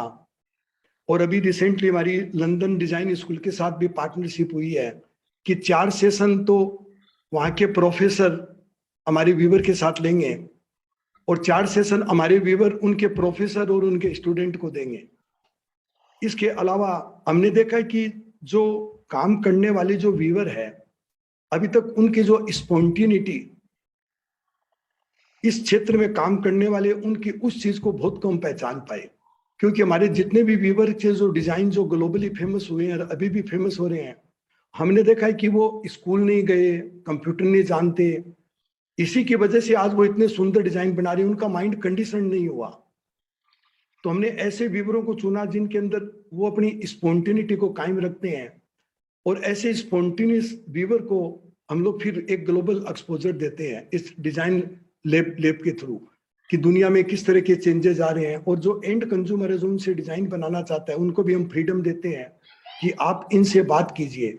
दुनिया के कितने फेमस डिजाइनर थे, उन्होंने उन व्यूवरों को बोला कि ये मेरी जिंदगी की कहानी है, अब आप अपनी जिंदगी की कहानी बताओ, और फिर आप दोनों की जिंदगी की कहानी इस कारपेट में वीव कर दो. तो इस तरह से हम लोग हमारे व्यूवर को एक्सपोजर देते हैं. Okay, next question from Anushri to Yasha. I understand that pricing art products is quite tricky. Could you please elaborate on how did you price your products and services? Definitely tricky, and definitely something we experiment with a lot. I think the first point is literally just understanding who our user is. कि हमारा user Indian user है, international user है, उनको किस type की price acceptable है, what is the competition like, obviously ये थोड़ी मैपिंग करना जरूरी है. And like we've decided for our artworks, हम अभी इंटरनेशनल एनआरआईज को टारगेट करेंगे. And at the end of the day there is about 40 million NRIs who live outside India, right? And unke liye, like, the need to connect to their roots and culture is even higher. So we think that, and some of the early success we've been seeing has been from that community. So that's who we are focusing on. But obviously, because, we are creating a business where we want to make sure there's sustainable livelihoods for artists. So we also ensure that whatever the artists are comfortable with, they give us their pricing, we build our margins on top of that. And then obviously all of this experimentation is done. Like, we will never, we will always make sure that ऐसा pricing नहीं होना चाहिए कि artist and artisans को लगे कि this is not enough, because that's precisely why we have created this work, कि उनको इनफ इनकम जाना चाहिए, right? And the other thing is, with technology, again, there's a lot of experiments you can do and understand the price elasticity of demand as well. So for example, it also depends on the stage of growth. आपका business आप bootstrap रखना चाहते हैं, आपका revenue ही आपके business की growth के लिए essential है, या फिर like Vidya was saying, if you can raise venture capital money, then आप growth में invest कर सकते हैं, तो आप pricing को low कर सकते हैं, right? So understanding this price elasticity, that, oh, let's say if I'm selling something at 10,000 rupees and that brings me 5 customers, versus if I sell it at 1,000 rupees and that brings me 50 customers, what is the market that I'm trying to be in? And being able to understand this price elasticity, technology can again really help with that. You can try and do A/B tests and all that. Agar pricing itni thi, us pe kitne log aaye, abandoned cart hue, and things like that, right? So tech again will help you with all of that. But of course, the starting point is understanding who is my consumer, doing a little bit of the market mapping, that market mein kis type ki pricing hai, but ensuring that, whatever pricing we end up doing, it is giving sufficient income to the artists and artisans that we are working with. That obviously is our, we start with that, and then we make sure that, it works for the business also overall. But definitely lots of experimentation required, and tech can help you with that as well. Next question from anonymous attendee. What are various marketing and sales strategies for such products? And second is that please give some inputs on traditional food products, their promotion, marketing, branding related aspects. Any one of you can answer that question. I will try and give my views, and then any other panelists can join as well. See, on the question, it's a little broad-based. What are the marketing sales strategies as such, right? Today, in the age of social media and Instagram, right, creating content is so important, right? Creating useful, cutting-edge, exciting, engaging content is so important, because that communicates your brand story and what the brand stands for. Because unless you have lots of money, you can't go and do TV ads and advertise on TV, right? But today, fortunately, we don't, always need to depend on TV in the digital world. So, and then building a community is so important, right? Because everybody doesn't need a Katrina Kaif as a brand ambassador. Right? The products and the products and the artisans could be the brand ambassadors themselves, right? But how do you get there? Right? How do you get there is the question, right? So that is only by building a community which knows that you are doing something authentic. You are being sustainable. You are being eco-friendly. So the community believes in that story, and then that's how the word of mouth spreads. So my simple mantra is content, community, commerce. Right? And many brands have shown way, right? So that would be my approach, right? And then, in terms of the pricing itself, right? So because these are all very rare, handmade, exotic products as opposed to machine made, they always have to be premium priced, right? That's a simple rule. All craft products have to be premium priced, right? Now, how do you make it affordable for everybody? That's the question, right? That's where the local supply, the local sourcing comes in, right? Cutting away the distribution cost. And then the material that you use. Like a Tamala art gallery uses wood, right? So wood is relatively cheaper than probably other material, right? But there is an artisanal work that has gone in, and there is a premium for it. So if you go to a Montblanc showroom, right? A Montblanc watch could be a lakh plus. But if I sell a cufflinks for 1,500 rupees, somebody might just buy that cufflinks, right?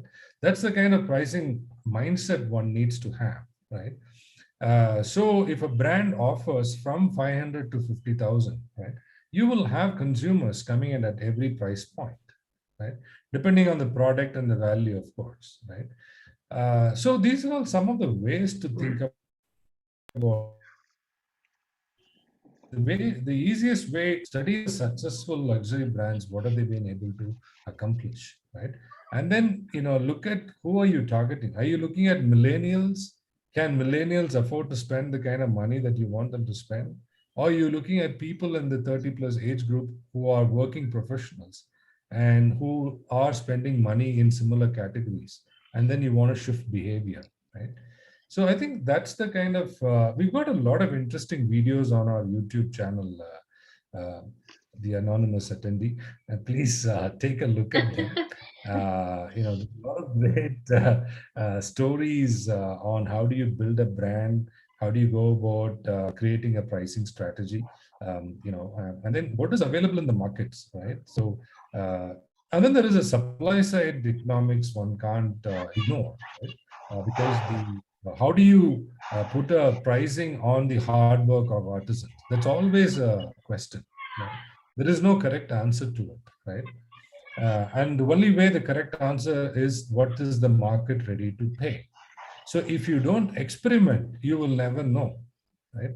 But simple mantra is always try with a premium positioning, right? But then there is going to be competition too. So the competition will dictate what the right pricing is.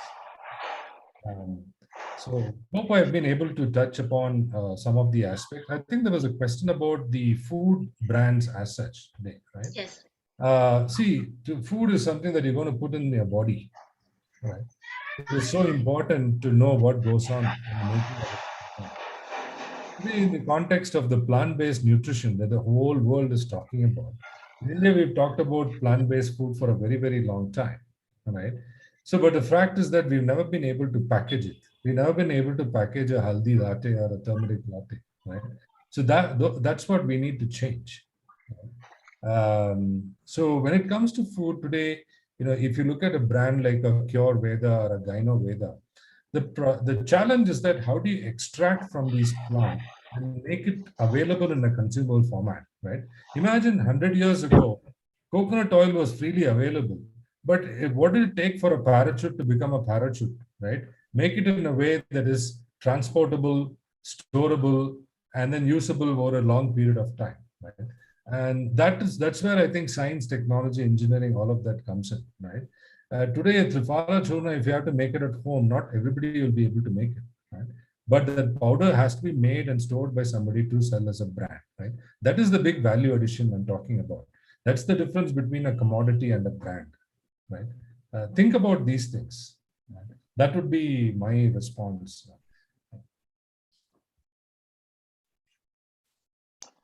Next question to you again from Deepali Khandelwal. How might young entrepreneurs connect with NICE?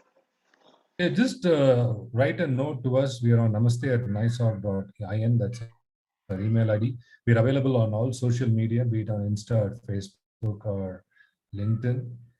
Just ping us and then we'll immediately respond. We'll tell you about our programs and how we can be part of it. And we're happy to have a chat. And hopefully soon in the future, we can do a cultural business plan competition with TISS and then attract a lot more young people. Okay, the question, and it's a long statement also from Sai Aditya. Great discussion, panelists. Would love to know your views on whether the Ministry of Culture of the Government of India is doing enough about all we are talking about. In my opinion, it performs only a funding role currently through ASI, the Academy's National Cultural Fund, and others. In that regard, if each of you could mention from your practical experience, what would you want the ministry to do and all the roles you would like to perform? Thanks. Any one of you can reflect on this. See, if I talk about the ministry, especially the Ministry of Textile, so they have different schemes, but still I am fighting with them to put under the same scheme, either it's a block level cluster or whatever else they are giving to the weavers community to for their development. So we are fighting that they should give the long back I told you that there should be a research center that is very much needed. The research center should be there in the schemes, that government should give some fund for the research center where they are open to experiment the things, okay, any type of experiment. And with that research center they should put some events like cultural exchange, because nowadays what's happening that we are not coming up with the new technique of the weaving, okay, so we are just changing the design but the technique are same. So, and if you see the long back, this every area there are identified that Banaras will have their own different technique of weaving, Bihar will be having different, Assam will be having different technique. So now, because we are not having that much of cultural exchange, we are not learning the new things, and we are not even coming up with the new things. So I think government should focus on this thing, that with the fund they should fix few amount for that things, that the cultural exchange and the, you know, the research center and all those things. My suggestion is that the Okay. government. I can add a little bit to this. I mean, my experience has been more with the Consulate General of Hong Kong, because I lived in Hong Kong, and they've actually funded a couple of, helped support some of our initiatives. Like, we created the first Indian Wall Mural Festival in Hong Kong, where artists were flown from India to Hong Kong, traditional artists, and they created beautiful, wall murals across Hong Kong. And it did really well. And people, thousands of people in Hong Kong got to know about, Indian traditional art for the first time. So I think I'm happy for them to just play a funding role, but play a much more active role in that, and like allocate a higher budget to that. Let entrepreneurs, cultural entrepreneurs take over the rest. We'll do the rest, but make it easy for us to get access to this funding. Have more funding. Plus, just shine a spotlight on the overall sort of cultural economy overall, and don't make it sound like a sunset industry. Like, make people realize that this has huge capacity. Exactly the discussion we are having here, this should be the role, right? They should be talking a lot more about this, shining a spotlight on all our artisans and artists, making people feel pride in our artists and artisans, right? I think that's enough, honestly. I mean, like, enough funding, enough spotlight, and I think we can do the rest. Okay, next question from Mrinmoy. Entrepreneurs and artists have similar psychological attributes on many aspects. Can all artists be trained as entrepreneurs, making them more self-sustainable?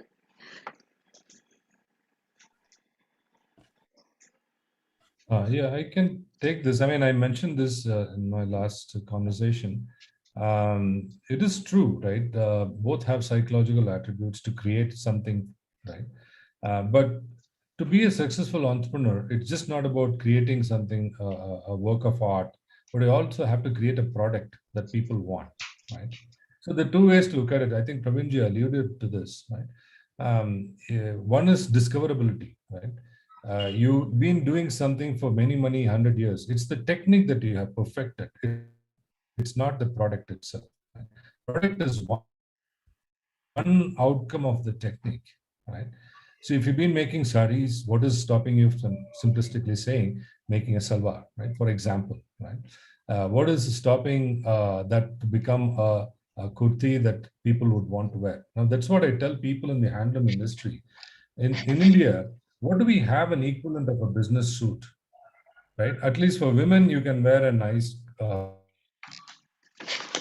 cotton Kanjivaram suit. But I don't see a lot more young women, wearing other than a business suit, right? How do we change that? So unfortunately, only politicians wear kurta pajama and all of that stuff, right? So what do business people wear other than a shirt and trouser, right? T-shirt is today highly used, but where is the Indian angle to a T-shirt, right? How do you create a category? Otherwise, everything becomes under a separate category called ethnic.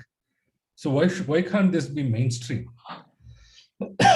Right? That's something that we have to sit back and think, and that's where designers, creators all have to think about. So coming back to the question itself, I mean, it's important that artisans become entrepreneurs, and that's why NICE.org exists.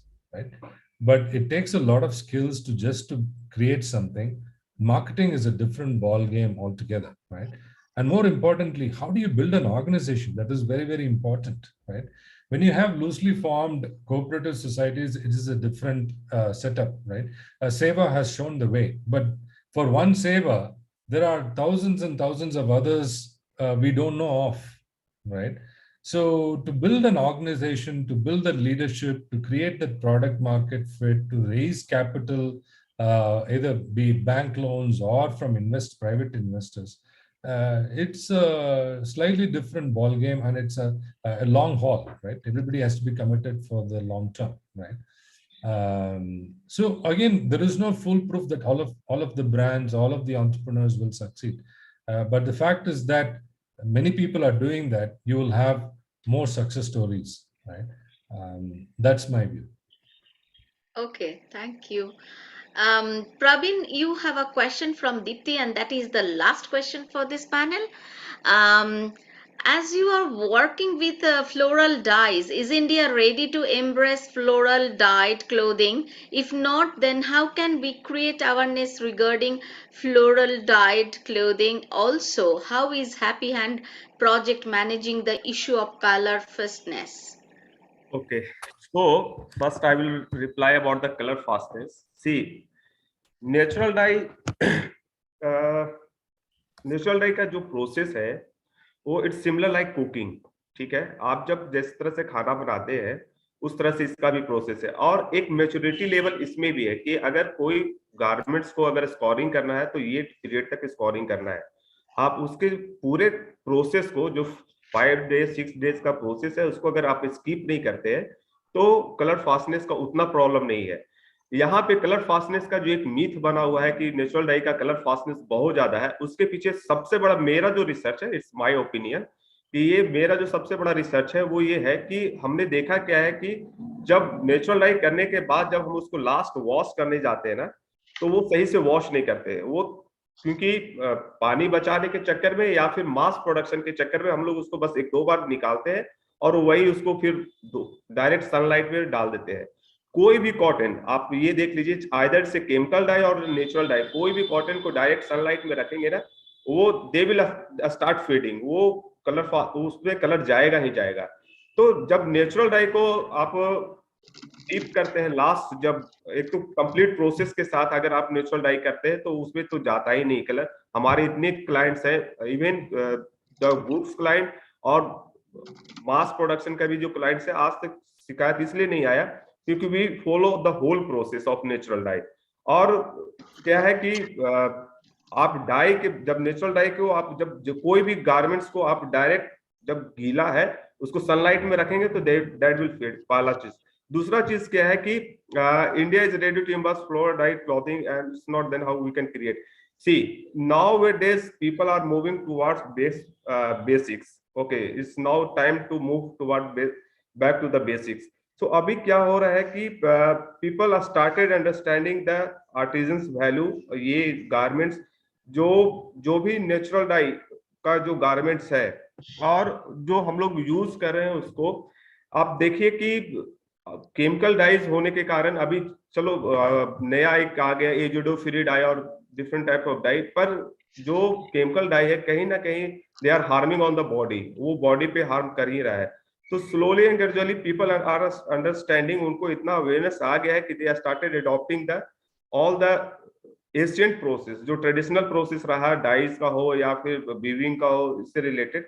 तो this is how I think they will when we will start telling them. जैसे हम लोग कैसे market करते हैं natural die को कि क्योंकि हम लोग फ्लावर वेस्ट यूज करते हैं, तो वी से दैट खादी तो एक तो ऑलरेडी इतने प्योर फैब्रिक है, it's a very positive fabric, और जबकि हम लोग टेम्पल्स फ्लावर वेस्ट करते हैं और दिन भर महाबोधि मंदिर में चैंटिंग होते रहता है, बुद्धास का चैंटिंग होते रहता है, तो कहीं ना कहीं पॉजिटिव एनर्जी उस फ्लावर में भी है। और जब हम उसको निकालते हैं तो totally hand woven and hand spun fabric with hand dyed with temple flower, तो that give the positive energy to the consumers also, और जो उसको adopt करते हैं। This is why we are supplying it to Dalai Lama also, we are supplying to Sri Sri Ravi Shankar, all the big gurus we are supplying। और उसके and even not the big gurus only, but the common market also, the domestic market also are started adopting. बस उसमें problem यही है कि colour fastness का जो myth है वो हम लोग को सबको दिमाग से इसलिए निकालना पड़ेगा, क्योंकि ये जब भी मास प्रोडक्शन है, ये मैं किसी को ब्लेम नहीं कर रहा, पर when you go to Rajasthan और ये जो बाकी यहाँ पे मध्य प्रदेश में आपका जो बाग प्रिंट ये सब वाले जो डाइज है, वो क्योंकि उनका बहुत बड़ा ऑर्डर होता है और दे डिडंट वॉश प्रॉपर्ली, वो लास्ट में कपड़े को उतने अच्छे से धोते नहीं है, बस एक दो वॉश करके just pack it and they supply to the consumers. और उसके बाद क्या होता है, कंज्यूमर्स के यहाँ से ये आता है कि जी आपने नेचुरल डाई किया, अजरक का प्रिंट किया, उसमें कलर ब्लीड करना स्टार्ट किया। एग्जैक्टली कलर ब्लीड उसलिए नहीं होता है, कलर ब्लीड होता है क्योंकि वो सही से प्रोसेस यूज नहीं करते हैं और एक दो प्रोसेस स्किप कर देते हैं मास प्रोडक्शन देने के चक्कर में। अन्यथा ऐसा नहीं है कि नेचुरल डाई का बहुत ज्यादा मतलब ब्लीडिंग है, वेरी रेयर। तो ये है। Okay, thank you all the panelists, and it's a wonderful session. Lot of serious points we have discussed here, and today's, if I sum up the whole session, several important points contributed by the panelists, like Chaudhary ji bola ke insaniyat is very much important in case when you are handling with the artisans and arts and crafts and human. You need to set up for the budding entrepreneur. That is a very good point, that you need to set up a human organization.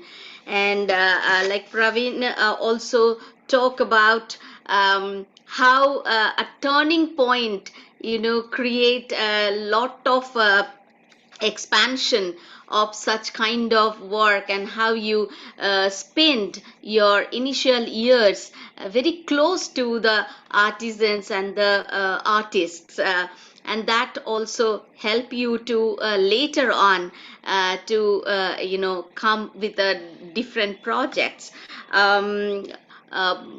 Even Yosha also gave a lot of positive points. How do we need to use technology for the betterment of the artist, and how do we connect them to the modern market so that they can also get whatever they deserve for their art. And co-creation of the market, and especially in the luxury market, is also a very good point coming from Chaudhary ji. And Vidyashankar ji also talk about how their organization is making easy journey for the budding entrepreneurs. So lot of hope.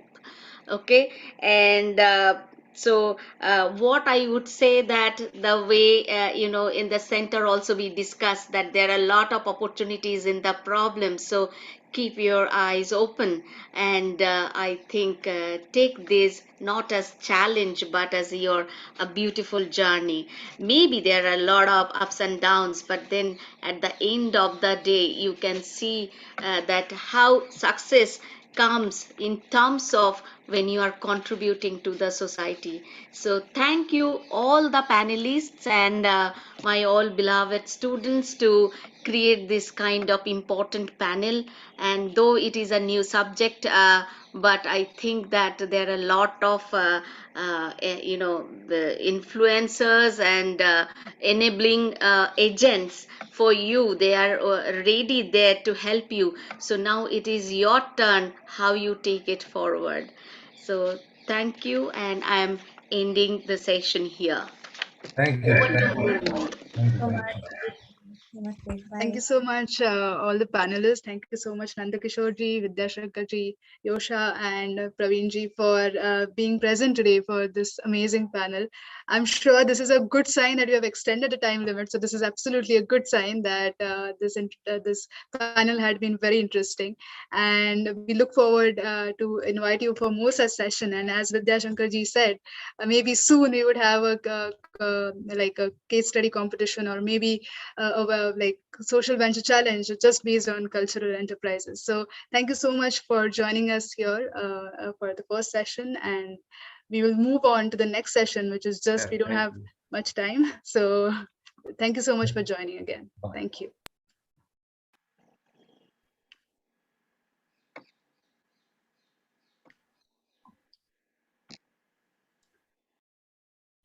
We would start our next session in short while. We're just waiting for all the panelists to join, and we'll start it shortly. Thank you.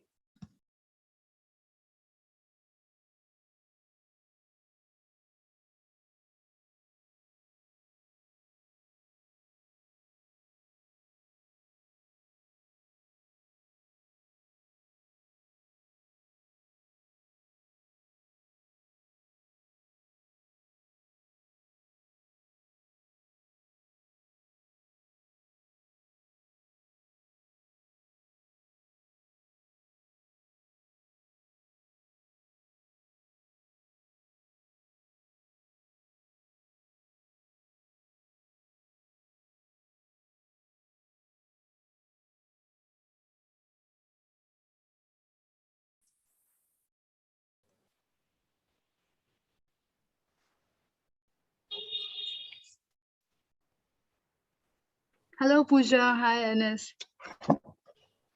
Hello. How are you? Hi. Hi. Hi. Good morning. Thank you for joining us at different time zones. It's really wonderful. Thank you so much. Thank you for the invitation. I love those morning voices. Anis, Jose, good morning. What is it? 8 a.m., 7 a.m. on a Sunday morning? 8:30, not so bad, not so bad. It's not bad, but it's a Sunday. Not so good either. Yeah. I mean, now I can use the full potential of my low voice, so I can sing like bass parts of an opera or something. No, Jose, you're speaking my voice. You're stealing my voice. I'm the baritone. Yeah, but I'm, I'm Caribbean, so I cannot go as low as you can.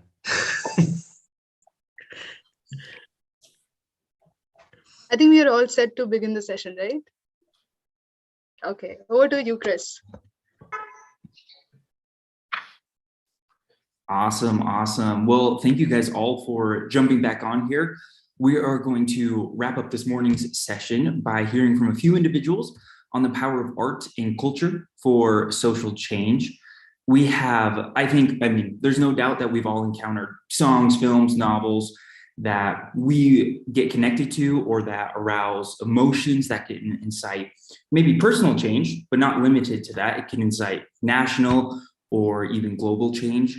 Opinions can be shifted through art and creative expressions. Values can be instilled, voices can be given to marginalized individuals, and really experiences can be passed on across generations. In this next time, we're going to be learning from a few individuals who have seen, been inspired, and they themselves have used various creative expressions as an approach for addressing contemporary issues with creative initiatives as a force for change. We're going to be hearing from Anis Barnat, who has seen a range of settings from that of the French Embassy in the US to representing orchestras and choirs from all over the world. He is managing director of the Community Arts Network that engages, enables, and empowers stakeholders of the arts for social impact.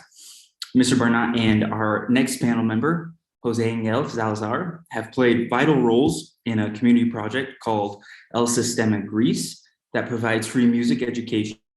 Jose has a vast experience as a prominent young conductor that really has taken him globally to support various programs and engage numerous cooperative projects.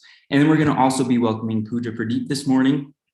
She has roots in mechanical engineering, but has spent time as an educator, as a counselor, and founder and executive director at Letters of Love, which is now a youth-led international nonprofit, has provided meaningful connections through handwritten letters to thousands of refugees since 2015, and mobilizes thousands of more each year. So thank you, panel, so much for being here today. We're excited hearing from you and learning from you. We've said this a few times, but please, any of the listeners, if you have questions, throw them in the Q&A section. You don't have to wait till the end to throw those questions in there. Just as they hit you, put them in there, and then we will address them and get to them as we can. We are also going to welcome our moderator, Dr. Archana Singh, this morning. Dr. Singh is the Mumbai campus chairperson, Center for Social Entrepreneurship, School of Management and Labor Studies. Thank you, ma'am, for being here. We are going to hand it off to you to engage our panel this morning. Thank you. Thank you, Chris. First of all, it is our privilege to have you all in this Ipreneur session. So I welcome you all. Chris has already given your brief introduction, but I think we want to listen more from you, and we are here to learn from you. So since everybody knows that art and culture, it is important always. I mean, it has been recognized for economic development, but you all know that economic development, economic growth is not enough for any country's development, and we need to think about social development. And I mean, everywhere now it has been recognized that how the art and culture can be used to create, to bring social change. And I think this is the right time where our students have chosen this very important theme, power of art and culture for social change. So this session is focused on this theme. And with this, I would like to begin the session. So how we are planning to proceed. So first, I would request you to just take us through your journey, okay, as social entrepreneur, and then what is your motivation? I mean, why you have thought about using art, and especially art, and there are so many things, but why you have picked up art and culture for creating social change? So we will have 45 minutes overall for discussion, and then around 15-20 minutes for Q&A session. I also request all the audience to please, while listening from our panelists, please, if you have any question, you note down your question in Q&A box, so that after the session we can take questions from Q&A box. So I welcome you again, and we'll start the session. So I'll start with Pooja. So Pooja, can you just briefly introduce yourself, how about your journey since childhood to now as a social entrepreneur, and what is the biggest motivation that you have chosen art and culture for bringing social change? So yeah, over to you, Pooja. I'm glad you said we have 45 minutes. That should cover from childhood to now. But thanks so much for having me and having us. These are colleagues and friends. Chris, thank you for the introduction.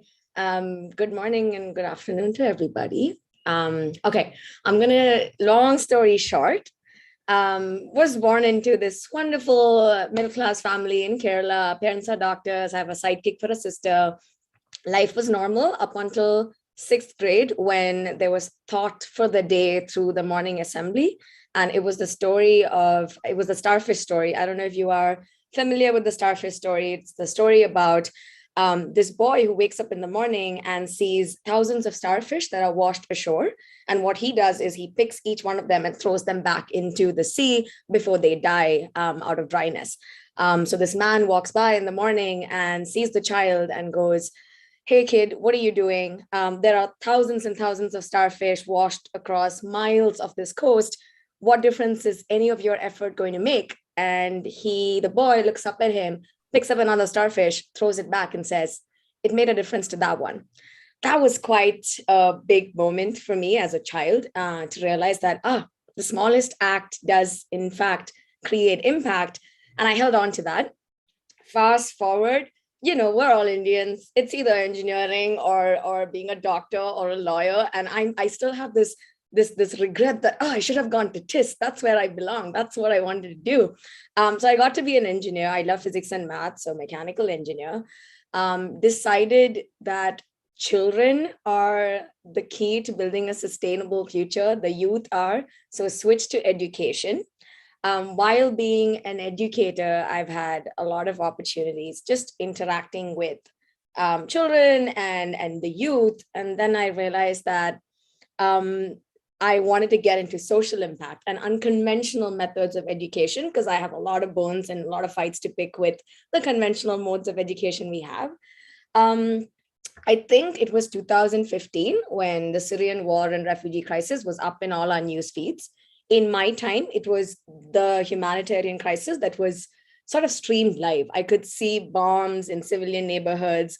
There was so much of international media attention and all of that. And the privilege with which we could just sit in our homes and watch this and not do anything really bothered me. So then, you know, you're 21, you're broke, you're young, you're non-influential, the entire world's telling you can't do much. And I was like, what do I do? Is there anything you can do? This is where the motivation part comes in. I go back to the time when what are the things that mostly affected me in a very positive light, and those were my mom's letters. She's a doctor, so she would often leave letters, and those were a huge part of me growing up and a positive outlook and everything. And I was like, okay, this is something I can do. I want to send letters to refugee children as a token of love and solidarity and support and hope and whatnot. That's how Letters of Love started. Like, it was such a brain snap decision. It was a Facebook page. The idea was you send a happy picture and a happy message. We'll translate it, send it across as New Year's gifts. That's how it began. And 5 years later, it became this thriving youth-led nonprofit providing psychosocial support through art, dance, music, and sports to thousands of refugee children. And I mean, the impact truly shocked me. In the start, I wanted to feel better about making a difference, which is why I started it, which is something I very humbly admit. And then once you see the impact, you realize that, oh my God, I want to understand this better so that I can create a systemic impact there. So that's where it all started. And then it's just snowballed ever since. It's a network, which I'm pretty sure Anis will highlight on. I think once you start somewhere, you just keep growing and growing and growing. And Letters of Love got me the Community Arts Network, got me the Seeds of Peace, and this is life now. It's all about waking up and doing at least one thing, if not too many things that contribute positively to social impact. Yeah, it's very inspiring. And how, I mean, it's very also important how our own upbringing and the small habits and that or the experiences that affect us, actually we don't recognize. So for example, how you shared that your mother used to write letters to you, and that actually influenced you to use this, that how it is important for you to do that. So yeah, very interesting. So now I will go back to Jose Angel Salazar Marin. So we would like to hear from you. What was your motivation? And before that, I mean, why did you especially selected this art and culture to bring social change? Over to you. Thank you very much, ma'am. And I always thank very much whoever can pronounce my full name, because it's always a challenge to pronounce my full name. Because I have your brief detail here, so I am just reading from that paper. That's Yes. great. Yeah. Thank you very much. I should consider cutting a little bit my name, but that's okay. I have a long name because I am from Venezuela, and in Venezuela we use two first names and two last names, one from my father and one from my mother. As you saw, I got one from my mother, so I put El Sistema Gris, which would be my amazing second last name for today. I was born in Venezuela, in a Caribbean island. And I come from a family where there is no music at all. There was not a music background. Actually, my father, for example, he was into karate. My aunts, they were doing dance and painting. And I come from a family of educators, actually. And in my family, there was always this mindset that when you have time as a child, you should do something else to enrich your life, whether something cultural. And so when I was little, I was enrolled in karate. So I was doing martial arts, but I was not very good at it. I remember I had hard time in martial arts because actually my sensei used to call me Jose the Peaceful, which is not good for karate, I think. At least for the fighting part of karate. So because I was in the school, in my elementary school, there were some girls that played the violin. When I was 5 years old, I think, or 5 or 6 years old, there was because of Mother's Day, there was a presentation. These girls were playing the violin, and my father saw me so into it, looking at the girls and listening to what they were playing, that he asked me, like, would you like me to find out about this? Would you like me to find out about the classes? Because I see you so interested. and fearing a little bit, because we come from a family that was a middle class family.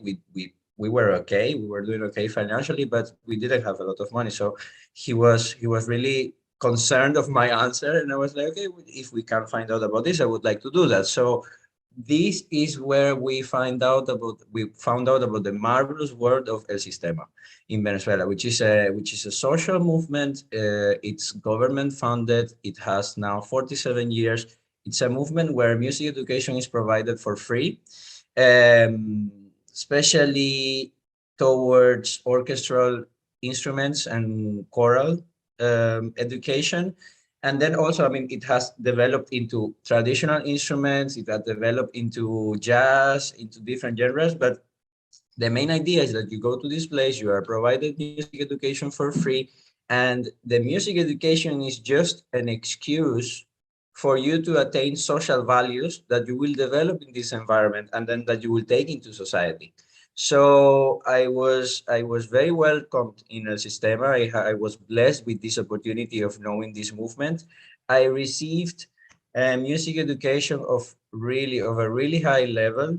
I studied violin, I studied chamber music, and I was always passionate about conducting. And because I was passionate about conducting and I was really really pushing for it, when I was 11 years old, my teachers gave me this opportunity to start conducting the children orchestra. Then they gave me conducting lessons, and little by little, I wanted to pursue conducting professionally. And it's called El Sistema. So we really have this system where you start from the base of it, and you keep just coming up if you want, if you are willing to, if you have the appetite for it, and if you want to go through music, you have this level of growing up and finding the place where you want to be.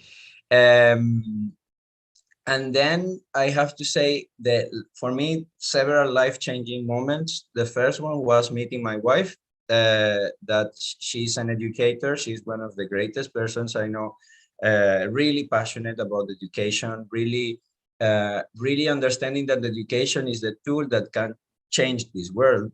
And she saw me teaching violin, and she told me, basically, you suck. Like, what are you doing? You are traumatizing children. This is what she told me. So this changed my life, because I hadn't realized how important it was what we were doing through music, and actually that music was the excuse to really make a change. As we just said in the story of the fishes, if you can make a change even to one child, then it makes sense. And this changed my life, and with her I started reading about it. I started trying to improve my teaching. She was going to my lessons and making notes like, you could improve this, you could improve that. And then because of the crisis in Venezuela, we had to leave our country and try to find something to do so that we can support our lives and support our families as well, and to keep growing. And this is how the marvelous opportunity of El Sistema Greece came, which was a project that was close to some friends. And they said, these guys are doing an amazing job there. They are in need of an artistic director. And basically we applied for this position, and we came here. It was a very, let's say, easy process, because I think it was a project that really matched what we were doing and what we were thinking. And my motivation is basically, I think I was blessed with the opportunity to have access to music education. I never had to do anything. Like I put my efforts and I studied and everything, but I never really had to do an amazing sacrifice to find something. I was given all of these opportunities. And because I was given all of these opportunities, I feel a responsibility, which is to guarantee the same opportunities or better opportunities than the one I have to all the young people, or to everybody I know, because I was given this for free. And I think that I'm part of a chain that should not stop. And this is my basic motivation on working with arts for social change. It's very interesting. I have one question for you, Angel. So do you think, like you already mentioned, that you were privileged in terms of education, so you didn't face any difficulty in accessing good education. But do you think that youth, I mean, today's generation, if you see, if anybody is interested to use music or any art form to bring social change and come from difficult background, I mean, not very privileged, do you think it will create any hindrance in order to bring social change or becoming social entrepreneur who is interested to work for change? I think that of course not everybody in the world, sadly, there is not an access guaranteed. Like it's not like we can say that everywhere where you are you will have access to arts, sadly. And this is something what we will have to improve, and this is where Anis will bring, let's say, some solutions to the table.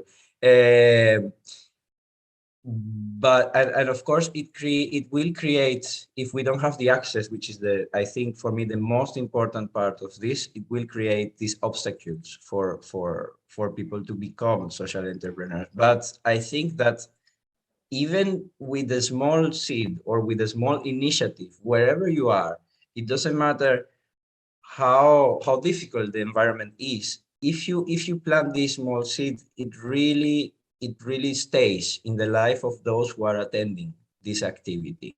Really, these are as human beings, just small moments are those who changed our life, and you don't know when, by doing something, you generate this spark that stays in the life of this child or this young person.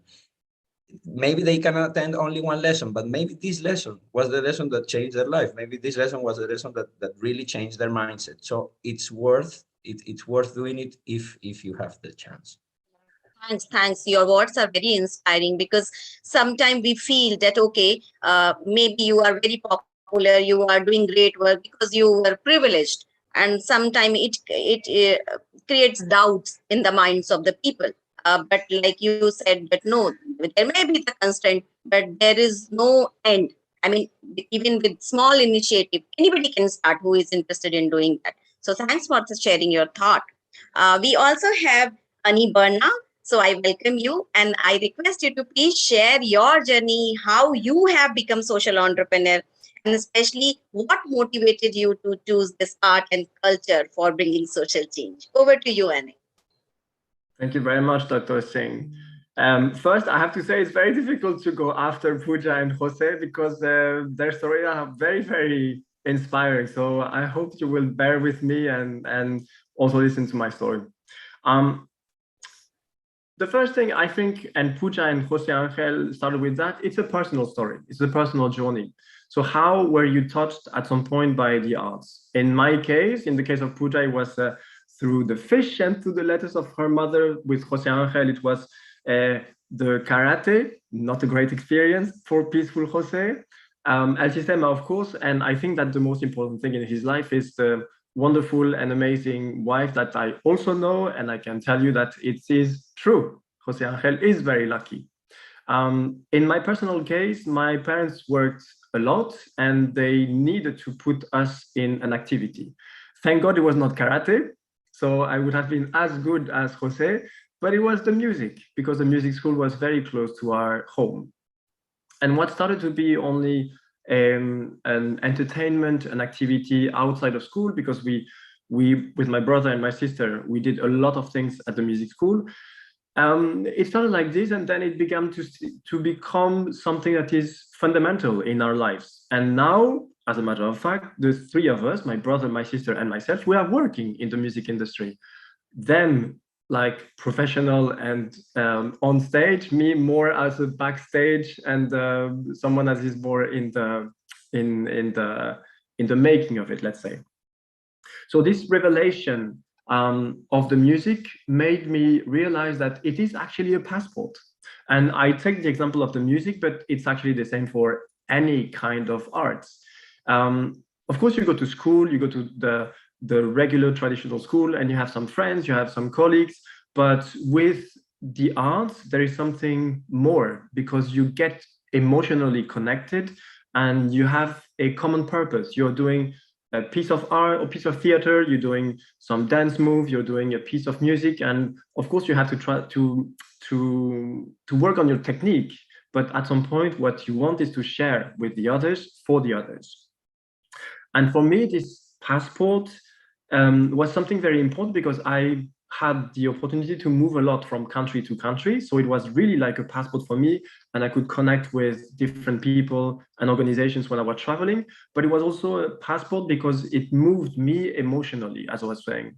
So it's something that became an extension of myself. I could express myself through the medium of an instrument or a dance. I mean, Pooja can tell you that I'm not a great dancer. Pooja, don't laugh. But I'm trying. I'm really trying. The second thing I wanted to say is that in my personal case, I had the chance to work in the public sector, in the private sector, as Chris was saying. And now I'm experiencing through the Community Arts Network and also through El Sistema Gris, what is to be a social entrepreneur. So I experienced myself this kind of power of the arts, and this social entrepreneur thing, for me, it's about the personal relationship, the relationship that you have with yourself. So you're discovering yourself while you're doing a lot of things in this reality. You also connect with the other. So in my case, it was to be part of an orchestra, but I know a lot of success stories, and Pooja and Jose Angel once again said the personal stories. And it is also, and last but not least, a connection with the world. So it's about understanding the different cultures, the different civilizations, the different realities that you have around you. Because we were talking with Pooja several months ago about classical music, and she was telling me, but who is this Beethoven and the Ninth Symphony of Beethoven? And I was saying, what, you don't know that? And then she told me, yes, but do you know this? And I don't remember who it is. And I said, no, I stopped at Beethoven. I don't know anything about the 20th century, and even not the 21st century. So we are co-educating each other. I wanted to come back to this social entrepreneur, because you're right, Dr. Singh. It is an economic added value to our society to go through the arts.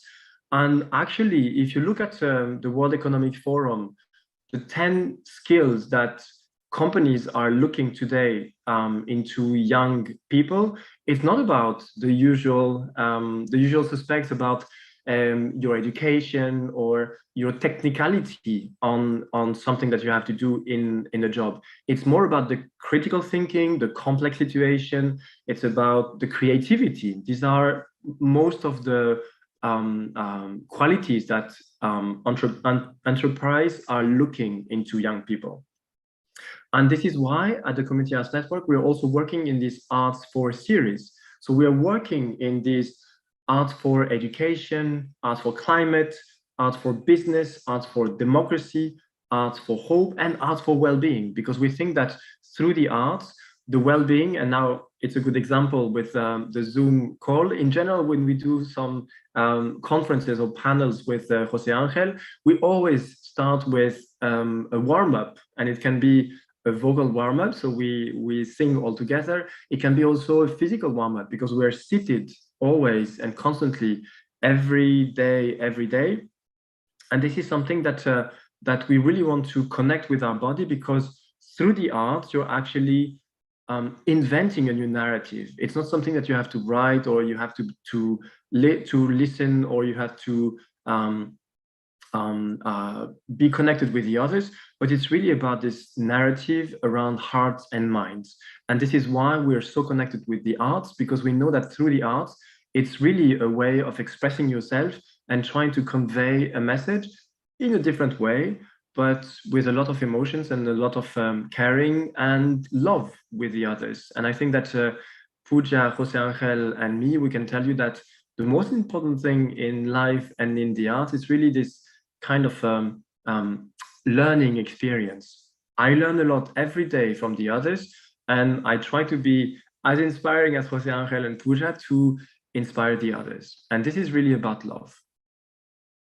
Yeah.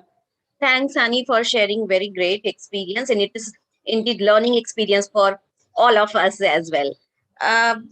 So my next question actually, you all brought a very important issue that how you are actually spreading love in the community. But my question is, when we are talking about social entrepreneurship, it's about creating sustainable social change. And that's why we need to also discuss the processes, what activities, how you are able to create sustainable change. Because if I am doing, I'm very passionate about my cause, I want to create change, and I started with lots of my energies. But if I'm not able to sustain it in a long run, then the whole purpose of starting the initiative is like waste. So my question to all of you, anybody can start. I mean, how do you see sustainability of your organization? Because if you want to create sustainable social change. So my question is open to all of you. Anybody can start. Who wants to fight? We are very elegant, so we'll leave you the floor, Pooja. Honest. People. I want to begin by saying I feel that sustainable social change is a very different technical verbiage of spreading and creating love and joy. I think it's also the practice of freedom, right? I think there's this wonderful quote by author Bell Hooks where she says that the practice of freedom is indeed love, and the movement, the social change movement, the sustainable social change movement is what leads to freedom, is what is a consequence of loving oneself and your others. Highlighting that, I think sustainability comes from culture shifts. And that is what we are trying to address. I want to highlight that we live in a world where there's plenty of rigorous research and credible statistics that show us, let's say, climate change is real. And yet my behavior is not changing. I don't see people around me switch their diets, switch to, steel straws, look at carbon emissions, none of that. We are all aware people, but there's still nothing that is nudging us to change our behavior. That is where arts come in very strongly. I think arts is the medium that exists, that moves people. There's this whole research that we've done at Cannes in collaboration with Brandeis University. I'll drop in the link for everyone to just go through if they'd like. It's about how arts and cultural processes invite, affirm, evoke, and unleash a lot of arts qualities. So arts qualities can be anything that ranges from honesty, ambiguity, curiosity, dignity, interdependence, cognition, and all of that. There's a rigorous research on the 9 arts qualities that cultural processes and arts institutions sort of like inspire. That being said, when you plug in art into different faculties of our life, what happens is it moves you enough to change your behavior. And that change in behavior, there's a personal change in behavior, there's an interpersonal change in behavior, and there is the systemic, the collective. And that is what then leads to the culture shift, which then makes it sustainable. That's the larger picture. I want to sort of like minimize that into my own story where, again, 2015, Syrian war, it's there everywhere. There's so many reports, newspaper flashes, media, all of that. None of that inspired me to do anything beyond my comfort zone. I went to a Binale in Cochin where there was this huge warehouse. It was flooded up until your knee, and right up at the wall, there were huge inscriptions of phrases and words refugees would say in their plight while they try to cross the Mediterranean. And the artistic experience was to walk from the beginning up until the wall. And everyone's quiet. You see the glint of the water and you're constantly reading it. And it was such a moving, intense experience that I was like, oh my God, like I just walked through an art installation and I could barely get to the end without breaking down. I wonder what so many people go through. I want to help. I want to create change. If you do that on a large scale, there are so many people who come forward, and then it's about building an infrastructure. When you build an infrastructure, there are so many organizations out there. CAN is one, Letters of Love is one, Stemma is one. We provide the infrastructure and the agency to all these inspired people to actually contribute to sustainable social change using arts. So it's all about behavioral change, and we use art right up at the forefront to kind of create that. Okay. Anis, Jose, anything to add? So I would like to interrupt here. So for example, you have said that how actually art, if art is able to touch everyone, then a movement, I mean, the people who are influenced by art will be collected together and they can take this movement forward. But my question is, in order to do that, you also need different kind of resources. Absolutely. So definitely, if you want to carry out any activities, you need different kind of resources. Or for that, you need finance. Not only the finance, there are many other resources also. Yep. So my question is especially targeted on that even if that movement you want to create, art as a movement, how you are doing it in order to make it sustainable for arranging all the resources? I will very briefly touch upon this, and I know Anis will probably want to address that. Anis is already itching, I can see him. Absolutely true. Money is what's important. Compassion and love does not pay bills. Money is the thing that really drives movements forward. That being said, I think the world of money really relies on quantitative analysis, which has been historically a hard area for arts to tap into, because the outcomes of arts are largely qualitative, and our monitoring and evaluation systems and criteria quite haven't come up with good metrics to evaluate an openness mindset, creativity. How do you measure smiles? It's a question Anis and I always ask. So that's still a work in progress. So advocacy is what we do at large. We want to tell people that arts is not merely a decoration. It's not the drawing class you go to. It is an imperative. It is a lifestyle. And how much of advocacy can you do alongside qualitative and quantitative analysis, so that whoever has the money, the funders, the funding circle, takes notice and invests more in the arts for social change sector as a whole, which is really what Anis is spearheading at CAN. So Anis, would you want to shed some light? Yeah, Ani, over to you. Yes, with pleasure. I was actually itching in my seat, and I really wanted to do that. I will start with the creation of CAN. So we did a mapping of the sector, the social entrepreneur and arts sector, and we saw that there were two main things that people were asking in the sector. The first one is, no surprise, funding, because it's very difficult, and you spend probably 40% of your time when you are a social entrepreneur by trying to get the money. You spend 40% of your time trying to do the report because you get the money, and then you only spend 20% of your time actually doing the work, which is not satisfactory in this world.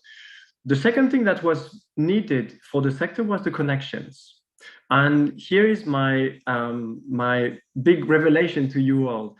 Money is out there. There is a lot of money to catch for social entrepreneurs. One thing that I would advise you is to follow us on social media, because Pooja managing the communications at the Community Arts Network, and I think that you can put the link here. We are going to put every week up to 5 grant opportunities for social entrepreneurs that will then have access to these grant opportunities, because the problem that we constantly have is that because we are spending this 80% of our time by looking for things, we're actually not having access to these opportunities. So we are happy to break this, to open doors, and to make sure that everyone has a fair approach to these opportunities. And this is something that we really want to do as a service. Now, the way that you get the money is something that is really personal, and you have to sell your stories. I'm really speaking like a businessman, because This is, you know, we always say that if you have 15 seconds with Bill Gates, what would you say to him? If you have 1 minute, your 1 minute speech in a big CEO conference, or you have like 2 minutes or 1 hour, it really depends. So you have to be flexible and you have to adapt your speech to whoever you have in front of you. There's two matrices. The first one is who you have in front of you. So you have to know the needs of the other so that your own activities and organizations, they can be fitting what the other.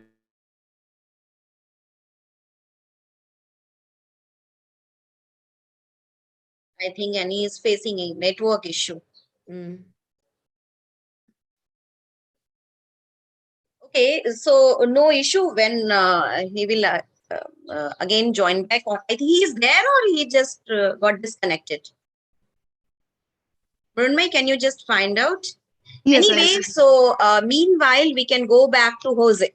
So what is your view about it, about creating social change? What in the process of creating social change, what was your focus, especially in order to make your initiative sustainable for long run? Yeah, well, I sadly I cannot speak a lot about the financial part of it, and especially because Anish, who is the founder of El Sistema Gris, as you can tell, he's the expert on doing this, and because of that, from my part of the artistic direction of the program, I am very comfortably, let's say, in my position, because I really have experts in the organizations who are dealing with these matters of financial sustainability. But for me, it's also very important to say that from an academic point of view, for an organization, it's very important to have clear objectives, to have a clear path so that you can have a story to sell. You can have this material, these objectives very clearly articulated so that you can engage stakeholders into the process. And this is what I do in a Sistema Gris. Basically, what I'm doing is just designing the academic structure of the program, curriculum, and designing the vision of the program in the academic sense of the word. What we do in Sistema Gris is to use orchestral education and choral education as means of social development. How we do this? We do everything, all of our classes in groups, and we believe with the premise that the students that are coming to a group, they will be exercising values like tolerance, like respect, like solidarity in the classroom, and these values that they use for learning an instrument, they will use in their daily lives. And this I saw also in Venezuela now I'm a musician, I became a conductor. That's fine. But many of my classmates, they became doctors, they became engineers. They didn't pursue music, but everything they got in this environment, they have taken it into their lives. This is what El Sistema Gris is doing. And more specifically, what we are trying to do is to develop this ladder where students that are coming from a very basic level, like no experience with music, is the first time into music, how they can continue and go where they want to go with music, how they can come from one beginner orchestra to the more advanced orchestra, how they can start in this beginner choir and then go to a more advanced choir, and how we try to facilitate the opportunities for them to perform at large venues in Greece. And the most important thing of our program is that it's totally open. It's totally free. There is no prerequisites. It doesn't matter where you come from. It doesn't matter your economic status. You just come here, you register, and you are part of the program. And also because we always say, we are making this accessible for everyone, it's also very important to highlight that the expectations are also equal. So I treat all the students, and our teachers, we treat all the students the same. It doesn't matter where they come from. We try to even out the balance. When somebody maybe has a more difficult background, we try to put it at the same level of everyone. And then from then onwards, we expect the same. Circling back to the sustainability, if we don't have a clear plan on how to develop this, if we don't have a curriculum, if we don't have a structure where the students will feel that they are progressing, they will feel that the program, I mean, what is the reason of the program? There are no goals, and they will stop coming. And we have faced these challenges as well in the classes. When a student is coming to a class or to an activity and they don't understand the purpose, they don't see that there is a vision, they don't see that there is a clear objective, they just disengage. Some of them, they say, okay, I don't understand why I am investing my time. And I think it's not something that they say, it's something that they feel. Maybe there is something psychological about it that we don't know for certain. But this is the other part of sustainability that is important to talk about, which is the objectives of the program from the part of the activities. Yes, Jose, yeah, you raised very important point that how the objective should be clear to even the primary stakeholders as well, who is the beneficiary of your program. Otherwise, it is very difficult to make your change sustainable. Yeah, Annie, I'm sorry, you got disconnected. You please continue. Yes, I'm sorry about this. I mean, of course, when we talk about money, there is a big brother that don't like this, so I was cut in my explanation. But I just got reconnected, and actually, Jose Angel was saying that when you don't understand the purpose and you don't have clear objectives, it is not good for the students. But actually, this is also real for the funders, because if you don't have a clear message and if you don't have a clear understanding of what you want your organization to be funded, this is not going anywhere. So you have to be also very clear with the different stakeholders that you have. Most of it, or at least if you don't have the fuel to go and to develop your organization, of course you can take volunteers, of course you can take the good energy and the love of the people, but at the end of the day, if you don't have the financial capacities to develop your organization, this doesn't really go anywhere. And in terms of sustainability, there are many different models. You have a lot of developments strategies for your organization. You need to have a clear strategy on the 1-year funding, the 3 years funding, the 10-year mission vision statement. Before starting anything in your social enterprise, you really need to think of all these questions that you can really find anywhere on the internet. But really, before going to any meeting, you need to have all of this really ready in your mind, because this is the way it is. And last but not least, I mean, finances is always interesting, but I don't want to reduce only to that. And I think that the most sustainable thing in the world, as we were saying, the three of us, and as Pooja's organization is at the end, it's love. Love is sustainable. So if you believe in what you're doing and the people around you, this is something that you cannot go wrong. You're always in the right way. Thank you so much. Actually, your responses raised 2-3 very important points that we all must remember. The first thing, please correct me if I'm wrong. The first thing, like you mentioned, the love. Love is something that binds everyone. And all the founders should be very clear about the vision, what they want to create. And that vision or the objective of the program should be equally clear to your beneficiary. Otherwise, if you don't, they don't understand the objective of the program, it is very difficult to sustain. You also talked about how the financial sustainability is also very important, and that for that you need to plan. So my question is again this, is it, and again this question is open to all, but is it possible for the founders or the social entrepreneurs to plan everything in advance and everything goes as per your plan always? That would be too beautiful, huh? No, of course not. And I think this is the beauty of it. You're not in a fixed frame. You are in a very flexible and adaptable environment. I mean, who could have thought that COVID would happen? And with COVID, for social entrepreneurs, it has been something that has been a change, to say the least.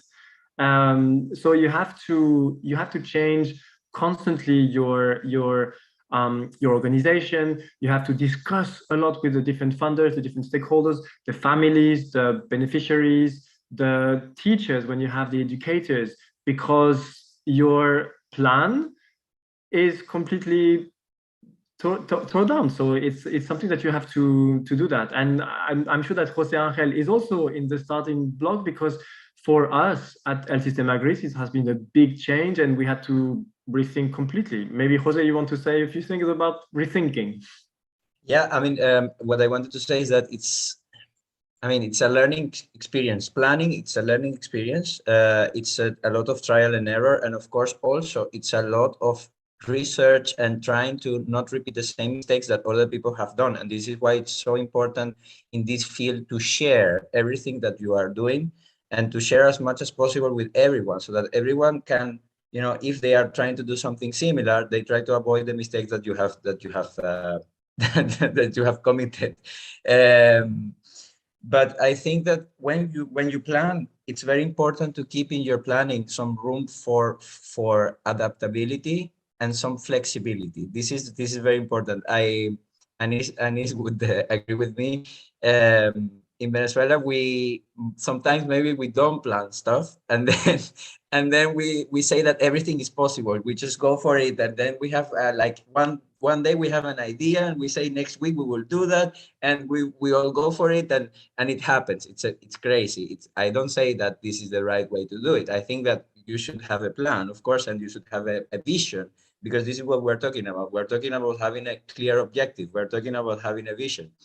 But on the contrary, I have also faced the situations where, for example, working with a team of teachers, I present a plan, and they say, yeah, but how are we going to do this? Or how are we going to do that? And I want the specific thing to do this. And I want to know how specifically this would happen. And I have to tell them, look, there has to be some room for flexibility, and there has to be some room for reviewing the process during the process and adapting the process while we're doing it. And this is very important. Just to quote an example so that it's very clear. We are working on preparing a repertoire for the end of the year's concert. And I say, for example, I believe from experience that we are able to do this repertoire in this amount of time. And then the teachers are saying, yeah, I don't know, maybe yes, maybe no. And I am like, okay, it doesn't matter. We start with this repertoire, and if we have to change it, no worries, we will change it. Or if we have to just, not do 7 pieces, but do 5, we do it. And it's something that it's not so easy for them to consider, because they haven't gone through this process, maybe. And this is my message of encouragement to everyone as a social entrepreneur when planning these kind of activities.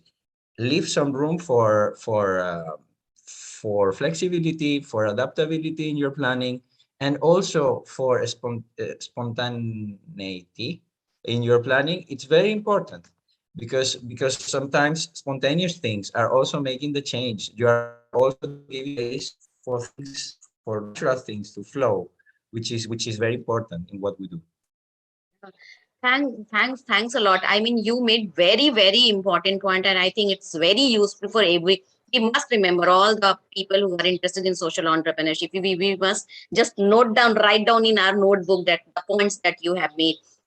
Planning is important, but there should be the room for trial and error, adaptability, because your ecosystem, your situation, your environment is constantly changing. If your environment is not fixed, you cannot plan 100%. So there should be room. So this is very important point. My next question is like, we talked about the love, the importance of love, and how love actually creates movement. There is no doubt about it. We also talked about the importance of financial sustainability. But with that, one also very important point that we have yet not discussed, the importance of people in the organization. Because though the founders, as a social entrepreneur, you started the initiative, you started the organization, but this is not one individual centric approach, it is team centric approach. So how you have built the team, and when you have recruited or you have uh, mm, uh, mobilized volunteers or in the team, in making your team equally motivated what you are looking for, I mean, what was your strategy, how did you do it? Can you just share your experience? Yeah, Pooja. I like how this discussion is now pivoted over love. I'm really enjoying that a lot. That being said, I think there's that saying, right? Never underestimate the power of what a small group of people can do when organized well. And I think I'm relatively new to this field. I'm 29. I got into this soon after engineering and my BEd when I was 23. And it's all about people. Social entrepreneurship, social influencing, the social impact world, it's just people, because there's very less money in this field. There's very less mental peace in this field, but there's so much purpose. There's so much joy that comes out of knowing that you are not, I wouldn't use the word helping, but more so of empowering another community, another person. So it is all about the people. Coming back to my own journey, Letters of Love began by, I knew I couldn't do it by myself, and I knew it wasn't centered around me. So I was like, I remember noticing people who cared about the conflict enough so that they would do a Facebook share, or those Instagram posts and the violent emotional outbursts we have on internet. And I pinged all of them and I'm like, hey, I noticed that you're posting these things. Would you want to do something? I have this idea. I need a team. Would you want to come in? And everybody said yes, right? Because there's so much intent. There's so much passion. That's how the team building began. And then it was marvelous to see how it's not that people don't want to do anything. It's just that they don't know how best to engage with the capacities that they have. So then it was about building an infrastructure where, hey, come in and do whatever you can, wherever you are, with whatever you have. That is Letters of Love's motto as well. And then the team, once you trust the agency of people, I'm a big fan of trusting the agency of young people, especially knowing that, hey, you have it in you.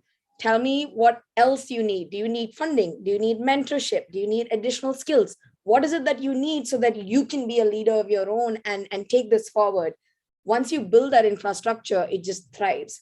So Letters of Love then became a 30 team member organization. The average age of the team was 23. The youngest on my team, she joined us when she was 13. And I think she's my boss. Her name is Gabby. She's based out of Alaska. She'll finish her homework, sit up night, lying to her parents, doing Letters of Love work, and send me minutes and tell me like, Pooja, I'm expecting this from you. When can I have it? And that was just glorious, right? And then I'm like, that's not just one Gabby. There will be more Gabbies. And then I collaborated with Gabby to build a program, a fellowship program for people like Gabby. And then it's just this organic network of its own. That's how that happened. Just to contextualize in the Indian context, COVID, the second wave, which was dystopian, created a COVID squad through Instagram, and we dealt with so many emergency patient response cases. We tended to more than 200 of them, just a bunch of strangers in the social media world coming together with an Excel sheet and a lot of WhatsApp data and a lot of calling. And that's why it never fails to inspire me how if you build an infrastructure for people to come together and contribute to social impact, they will show up. So always knowing that and always honoring that is great. And which is also why I think Anis and Jose and I, we often use the words of love and joy, because while we do this work, it's so easy to lose sight of why we're doing it, because it is difficult work. And when you're a leader of an organization, it is very lonely work. So to constantly remind ourselves that, hey, we're doing this for the love and joy is just reaffirming in a lot of ways. Yeah. Thank you, Pooja. Annie and Jose, your view? I was just, it was very interesting to me to think about from the musical part of things, from the conducting part of things. This is a very autocratic word generally, and for my friends musicians out there, it's always about the artist. It's always about, you know, the person who knows everything, who is dictating what to do. And it's very interesting because when we're doing social entrepreneur, it's about the people. So you work with a team and it's about the people. It's not about you anymore. And for me has been a very interesting process how to change this mentality into I'm the ones doing the, you know, I'm the one giving the directions, giving the what to do and everything, to really try to include as much as possible the team that is there, and in the decision making, in the process, to understand what are their interests, to understand what are their doubts, their issues, and how we can take all of that into consideration when we are steering the wheel of the organization. This is very, very important, and this is how coaching has changed my life as well. It's about listening to the others. It's about really trying to keep this. I mean, there are a lot of activities out there that you can do with your team, starting by like we have this problem. How would you address this issue? What brainstorming we could do in order to find a solution to this, to find a collective solution. What are your doubts? What is your this that interests you? What drives you to do this work? You can do a lot of different activities with your team to engage them, and then when you are working with young people, um, sometimes when we are in this teaching position, it's like, okay, I am going to fill in empty containers, like they are empty and I'm just going to drop in my knowledge. And this is actually not true. Actually, the students should be the drivers of their own process. They know a lot of things we don't know now, and they are able to adapt whatever you're going to give them into what is useful for them, into creating new concepts. And this brings me to a very happy subject, which is something that we are developing at El Sistema Greece. Um, my wife, which I have mentioned a lot, I'm very in love, as you can say, as you can tell. Her name is Francis Gagliardi, and she's developing a project that is called the Young Leaders Program in El Sistema Greece. This program is about putting the young people, our advanced students, in the center of the program and deciding what are their interests, what are their motivations, giving this information so that they can be supported, they can be given the access to information and to knowledge so that they can develop what they want to develop and bring it forward, and have a safe space in our program to experiment with these interests and to try things out so that when they go into the world, they have practical experience that has been tested in a controlled environment. This is what is happening with the young leaders program. And so, for example, every year, and this is where we're talking, we connect with adaptable planning as well.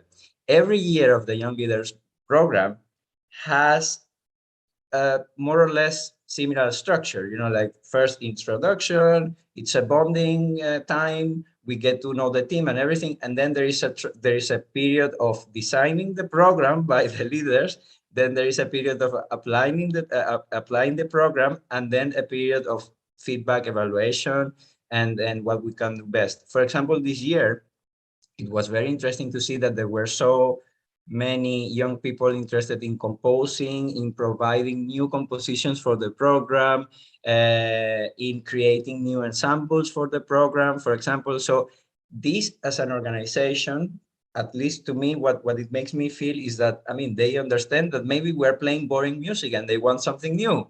Maybe they understand that maybe I understand that they are bored of playing in the same way, so they want to create new ensembles.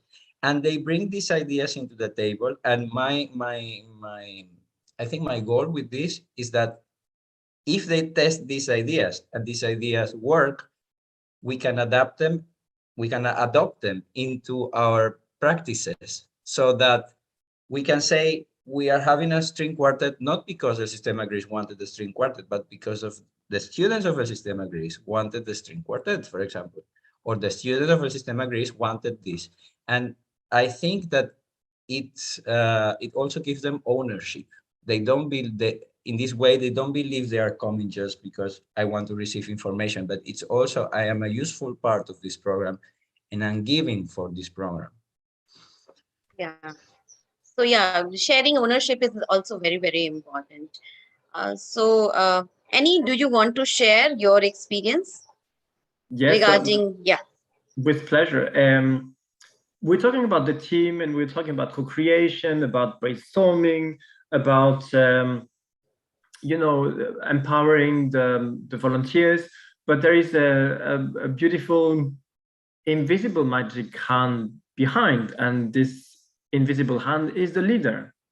Because working as a team is only possible if you are allowing yourself to show the example.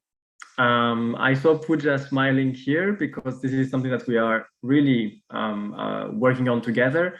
And I think that this sets up the big foundations of the culture of your social entrepreneurship. If you are showing that you are not necessarily having all the answers to the questions, if you show a little bit of your vulnerability, and especially now in this time of uncertainties, in this fragmented world, in this complicated time, I think that if you show this vulnerability, if you're also conscious that yes, we do work a lot. Social entrepreneurs, they probably wake up in the morning and the first thing that they think is about their initiatives. The last thing that they do before sleeping is about thinking about their entrepreneurship, and the very little time that you are actually sleeping, because this is something that is really close to your heart. So you're probably doing 70, 80 hours per week to try to develop your organization. So this is not a good example, because you are really facing burnout, you're facing emotional distress, you're facing depression some of the time, because it is difficult. It is very difficult. So the way that you want to develop your organization really is by showing the way, by setting the example that it's fine to live at 5 p.m. and not do emails on the weekends, because then you're really setting the stones for something that is a good foundation, a good ground. And I really believe that you cannot really start to have a team if yourself you're not ready to apply to yourself all these big fundamentals. Yeah. Thank you. So because of time limitation, one last question to you all, and then we will take question answer, which is there in the Q&A box. So my last question, and very important question, that what in your opinion, how we can motivate the youth, those who are interested in art and culture, to practice it for the purpose of transforming the society, so bringing social change. So how they can do it? What is your opinion? How we can motivate others, how especially the youth? So I suggest that we are elegant in the other way, Jose. So we start and then we leave the final word for Pooja. Does it work, Jose? Yeah. For me, it's not about the arts. The art is only a medium, but in the past we said we have to be mindful, and then this mindfulness movement started, which is very, very prominent today with the well-being and with the current situation. And I would say that we have to invent what is artfulness. So a mathematics teacher, a banker, a non-creative, or at least we don't know that we have this creativity. And you remember what I was saying about the World Economic Forum. We can all be artful in the way that we're doing our things. And being artful is not necessarily using the arts, but it's the approach. It's how you convey a message. It's about how you're motivating people and young people amongst everything else. So not dancing, not singing, not reciting some nice words, or whatever kind of expression you have. It's about who you are, and who you are is something that you can really shape, not only when you're young people, but also like myself, a little bit older. So yeah, I think it's really bringing this artfulness in the picture.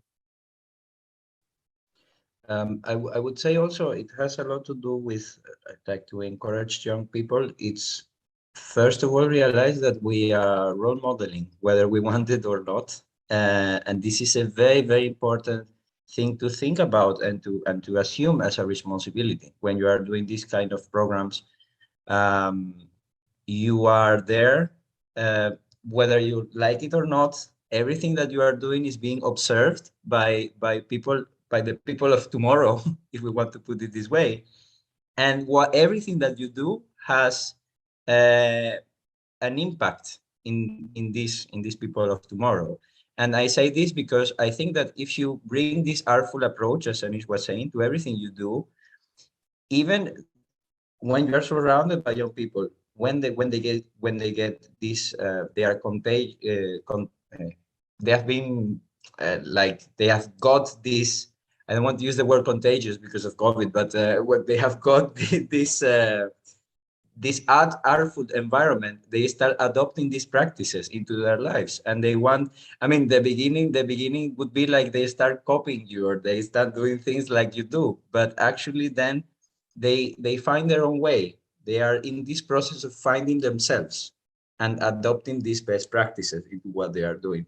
This is something very important to think about. And the other thing that is very important to think about is when you're motivating young people is about giving them the spaces, about giving them I like this word a lot. I like access a lot. And it's about this. It's about giving them the spaces to try things out, to feel in an environment where there is no judgment and where there are no wrong answers, so that they can really feel that it's something that is theirs, and that will make them drive forward the processes. This for me, it's the utmost, ingredients, let's say, for motivation. Yeah, Pooja. Yeah, what I Over wanted to you. to say was pretty much an amalgamation of what these two gentlemen just said, just stressing in on the artfulness again, and about access. How I see motivating youth is twofold. One is, of course, creating the sustainable solution here, right? Like, of course, there's the youth of today. How do we get them to engage into social impact with arts? And that's the more tactical approach. And then there's the other of how do we raise youth who are already driven to use art for social impact? I think that begins much younger. It's not the youth, it's when you're children. And that's where I think arts education and artfulness needs to be integrated within our public education system. Again, I grew up in a generation where arts was the drawing class we had every Thursday evening. It was a period and that was it, which is why when I got into this Eastern European network of arts and culture, I'm like, Jesus, like this is your culture. This is not just a drawing class for you. And I can really see that cultural difference in personalities. And then I'm like, oh, I want this for so many more people. Like kids should grow up with arts education integrated so that they're already embedded to use them for social good. And the best part is also in your personal lives. What Jose said, because you're role modeling, you end up being this person who you want your young people to be. And that is a wonderful dynamic. Yes. So that is your sustainable long-term solution. The tactical one for the youth now, for like students at TIS and like everybody around would be, I think it's a more policy-centered approach, which is where this is a great example. You're creating an opportunity to talk about arts for social change. You've invited all of us. We are so honored to be here. And you're creating an opportunity for students to get to know more. They now know that they can ping Community Arts Network when they need a funding opportunity or when they need mentorship, when they need partners. So it's about creating that access. And then eventually, the goal is to create leaders and contributors. I wouldn't say followers, but I would say leaders and contributors. For that, you create experiences, you create exposure, you create access, and that inevitably leads to, from a pool of 100, at least 10 are going to be like, I have ideas. This is what I need. This is what I want to do. So I think that infrastructure on a tactical level makes a lot of sense. And on that note, I genuinely want to extend invitation to everybody, all students, to register with Community Arts Network, where you can genuinely be a part of a large network of people who contribute to social impact using arts. And whatever you need, the beauty of a network is whatever you need, we want to be able to provide. So really the ball is in your court. So yeah, we're waiting. And yeah, thanks a lot, Pooja. And I think that is biggest contribution from your side. So Right. students, I request all our audience and our students, so please make use, exploit this opportunity. So don't miss it. So with this, I thank you everyone. And now we have questions. So we can take questions. So one question is in chat box. I think somewhere I have seen for Pooja. Yeah, just a minute. Yeah. So the question is to Pooja. How did you make your enterprise financial sustainable? Great question. Favorite question? Not really, but I'm going to try and answer. So Letters of Love is a volunteer-run nonprofit organization. There are no salaries, none of that. All the money we raise have been through either grants or crowdfunding, and hence is not a traditionally sustainable model. It is based off of a charity-centered approach. However, we did pilot a sustainable funding model where we did have education programming. So Letters of Love works with two different cohorts of people. One is, of course, your refugee children, where we provide psychosocial support. And the other is, it constitutes of all the other children and the youth who can provide so much more of empowerment to this particular community. And the ability to create a bridge is what Letters of Love tries to do. We do that through educational programming. We do a lot of sensitization workshops in schools. And what we do is we have like a, hey, like to send your letter, there's a particular fee, or for this particular workshop, it's like an education program that we offer. And then that becomes a sustainable model, because really our costs are only logistics, which is a nightmare because we're sending it to, let's say, Syria, or like really like conflict-ridden countries where logistics is not easy. We've had to smuggle letters into Gaza. I have a lot of fun stories to share. But anyway, the cost in sustaining the educational programs kind of feeds into the logistical cost. And that's really our expense. Everything else is heart and effort. I think El Sistema, Anis, would you have a better example of a sustainable model? Yes, we do. I mean, for us, we're not really relying on volunteers. Every people in the staff, whether they are teachers or in the administration, are paid, because we realize that working daily with young people in most of the time vulnerable situation, and especially in the refugee camps, the only thing that they needed was sustainability in emotions. So if you're changing every 2 or 3 weeks by the teacher, for example, it's another distraught for the kids, and this is not something that we wanted to do. Now, once again, the sustainability, the financial sustainability really depends on yourself. What is your message? How do you want to convey? Who are the funder bodies that you can approach? This is a hard work, but you have to do it. You have to pass through it. And now it's luck. I mean, you can just type on the internet refugees, music, social action, and this is how we found most of our funding body.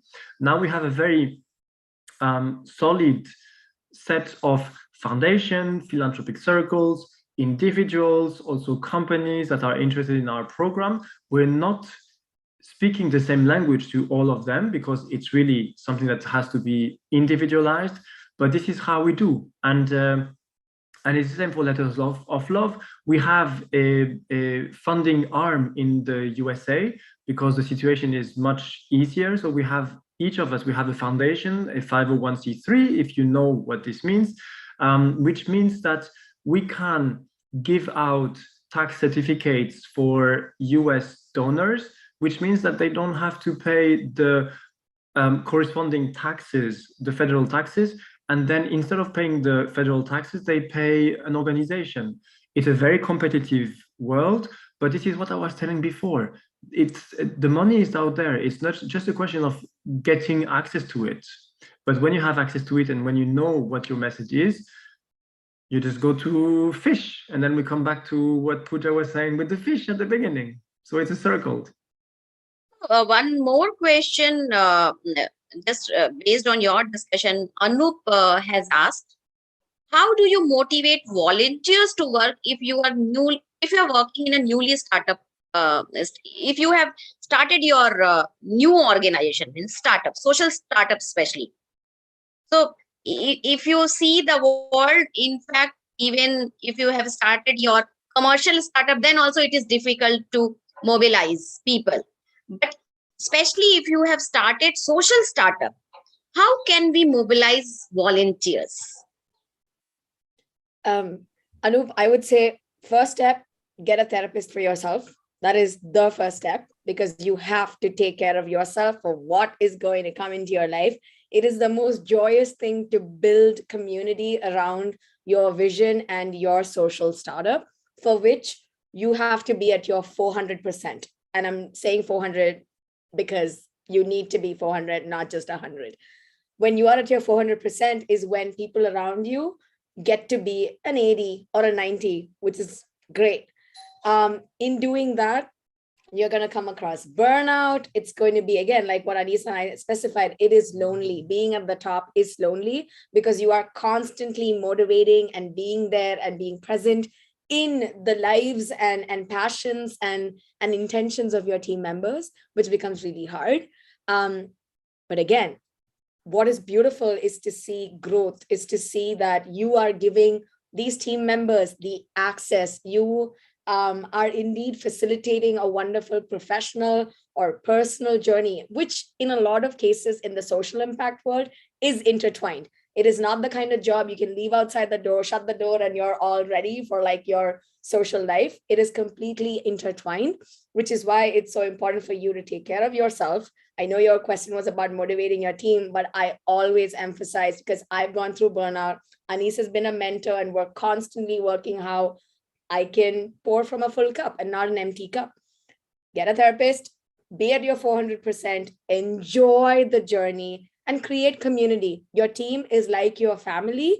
Create community because y'all are hustlers.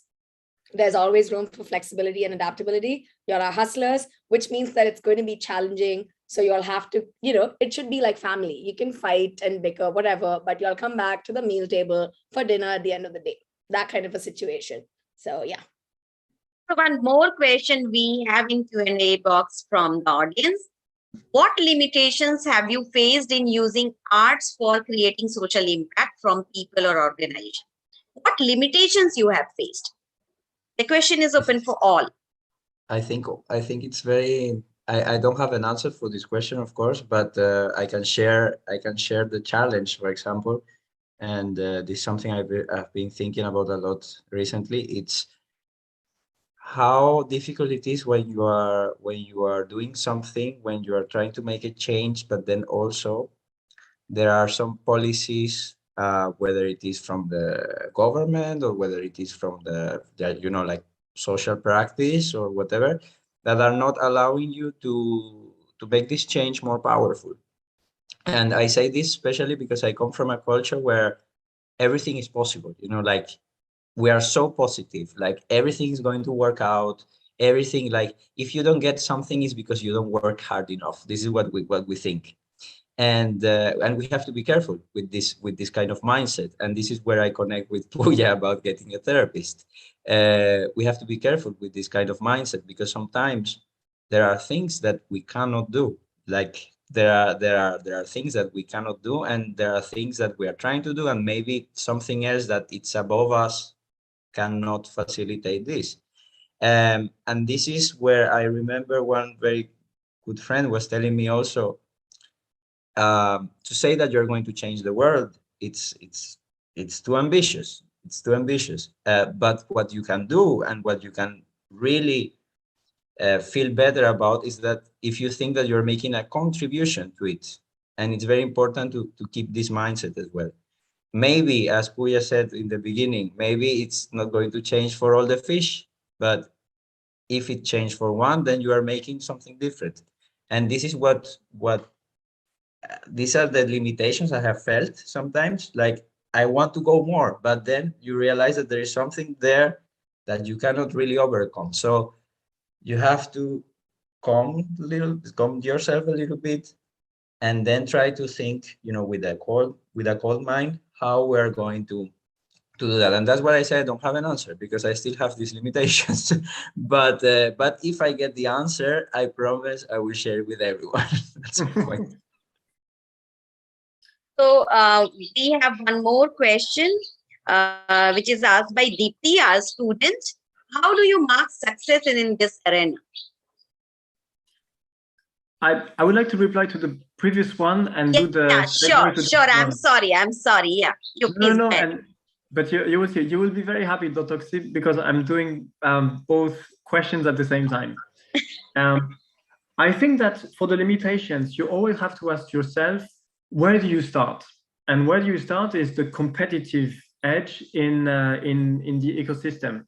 If you are reinventing the wheel, people in the sector will tell you, why are you coming on my bandwidth? Why are you doing something that I'm already doing? So before starting, really evaluate if there is a need and if no other are doing the same things. So if you're sure that there is no one, perfect, go for it. 400%, as Pooja was saying. But if there is already an existing organization doing exactly the same work as you are doing, don't start. It's as simple as that, because you're going to frustrate the others, you're going to frustrate yourself, and this is not a good thing. And now coming to the success, because of course, when you start and you don't have competitors and everything, the success is very difficult to measure. Okay, you have the success stories. This is easy. It's a qualitative approach, and you can discuss with a lot of your families, kids, educators, attendees for the concerts or whatever. And this is easy to grasp. The quantitative is even easier, because you can say how you can how many kids you have, how many hours are you spending, how much money do you need, how much, all these quantitative notions, very easy to mark the success. But at the end of the day, is your organization really successful? And what success means? It all comes back to your mission, vision, statement of your organization. And if you are really genuine, and if you're really fair with yourself, then you have to say that maybe you're not in capacity to fulfill all the different success. It's a very, very big topic in social entrepreneurship, how you have the impact study. First of all, if you start your organization, it's impossible that you actually know what is success, because the impact study only arrives probably 10, 15 years after.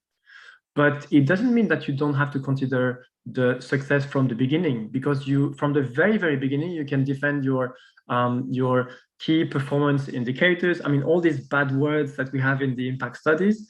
You can also work on your MEL, another bad word, the monitoring, evaluation, and learning. And even if you don't know what this is exactly, have it in your mind, because then you will see that it is really helpful. Sorry to use all these bad words after the good quotes. But so thanks, Annie. Pooja and Jose, would you like to share your thought on this? Otherwise, we will just end this discussion here. So I would like to hear from you. How do you mark success?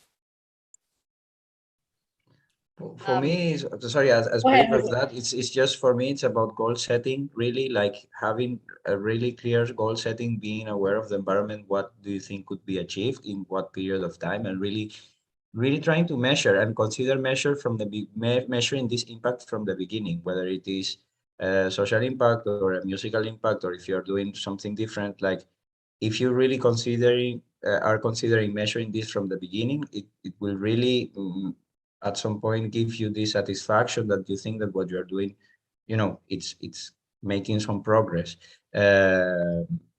If we don't consider measuring from the beginning, you will run into trouble, which is some things that happened to us. We are just doing things, and then when they say, okay, now you have to evaluate what you are doing.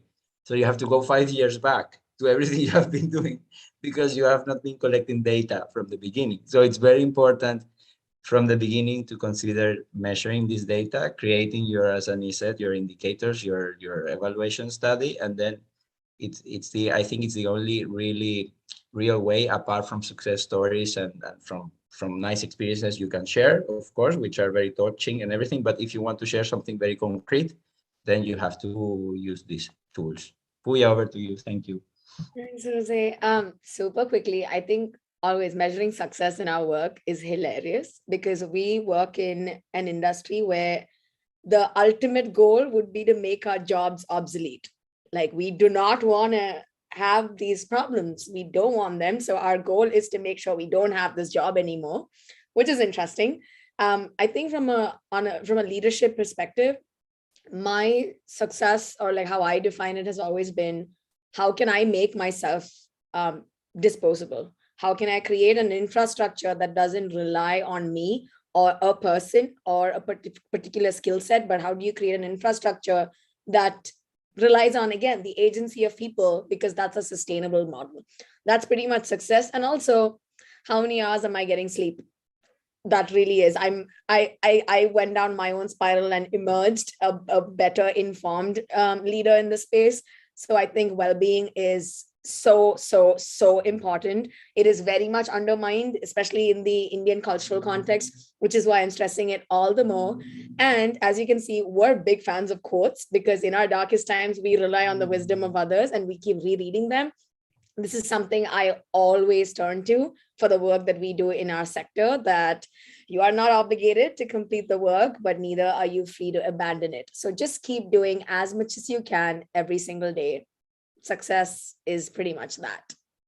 So with this learning, I would like to thank all of you. Really, your experiences have provided us great opportunity to learn, and we are really privileged to have you. Thanks for wonderful discussion. Thank you, everyone. So over to you, Chris. Yeah, thank you guys so much, our panels. You guys brought just like a really sweet and wholesome dynamic to this conversation that somehow was like really beautifully intertwined and harmoniously intertwined with a sense of urgency that was positive, that was steadfast, that was realistic, that had determination and diligence embedded into it. So I think we're walking away feeling, I think inspired is too watered down. So thank you guys for your time. Archana ma'am, thank you for directing us through that conversation. That was really nice. We are going to take a break right now. We're going to come back at 2:15. Please do not log out, but we will be back at 2:15 and go over the presentations of the Social Venture Challenge Final. So please join us. Go enjoy lunch right now. Reflect on what we've learned. I think we all got a nice page worth of notes from you guys, and we're looking forward to continuing the day with you guys. Thank you. See you in a bit. Thank you, everyone. Thank you, Chris. Everybody.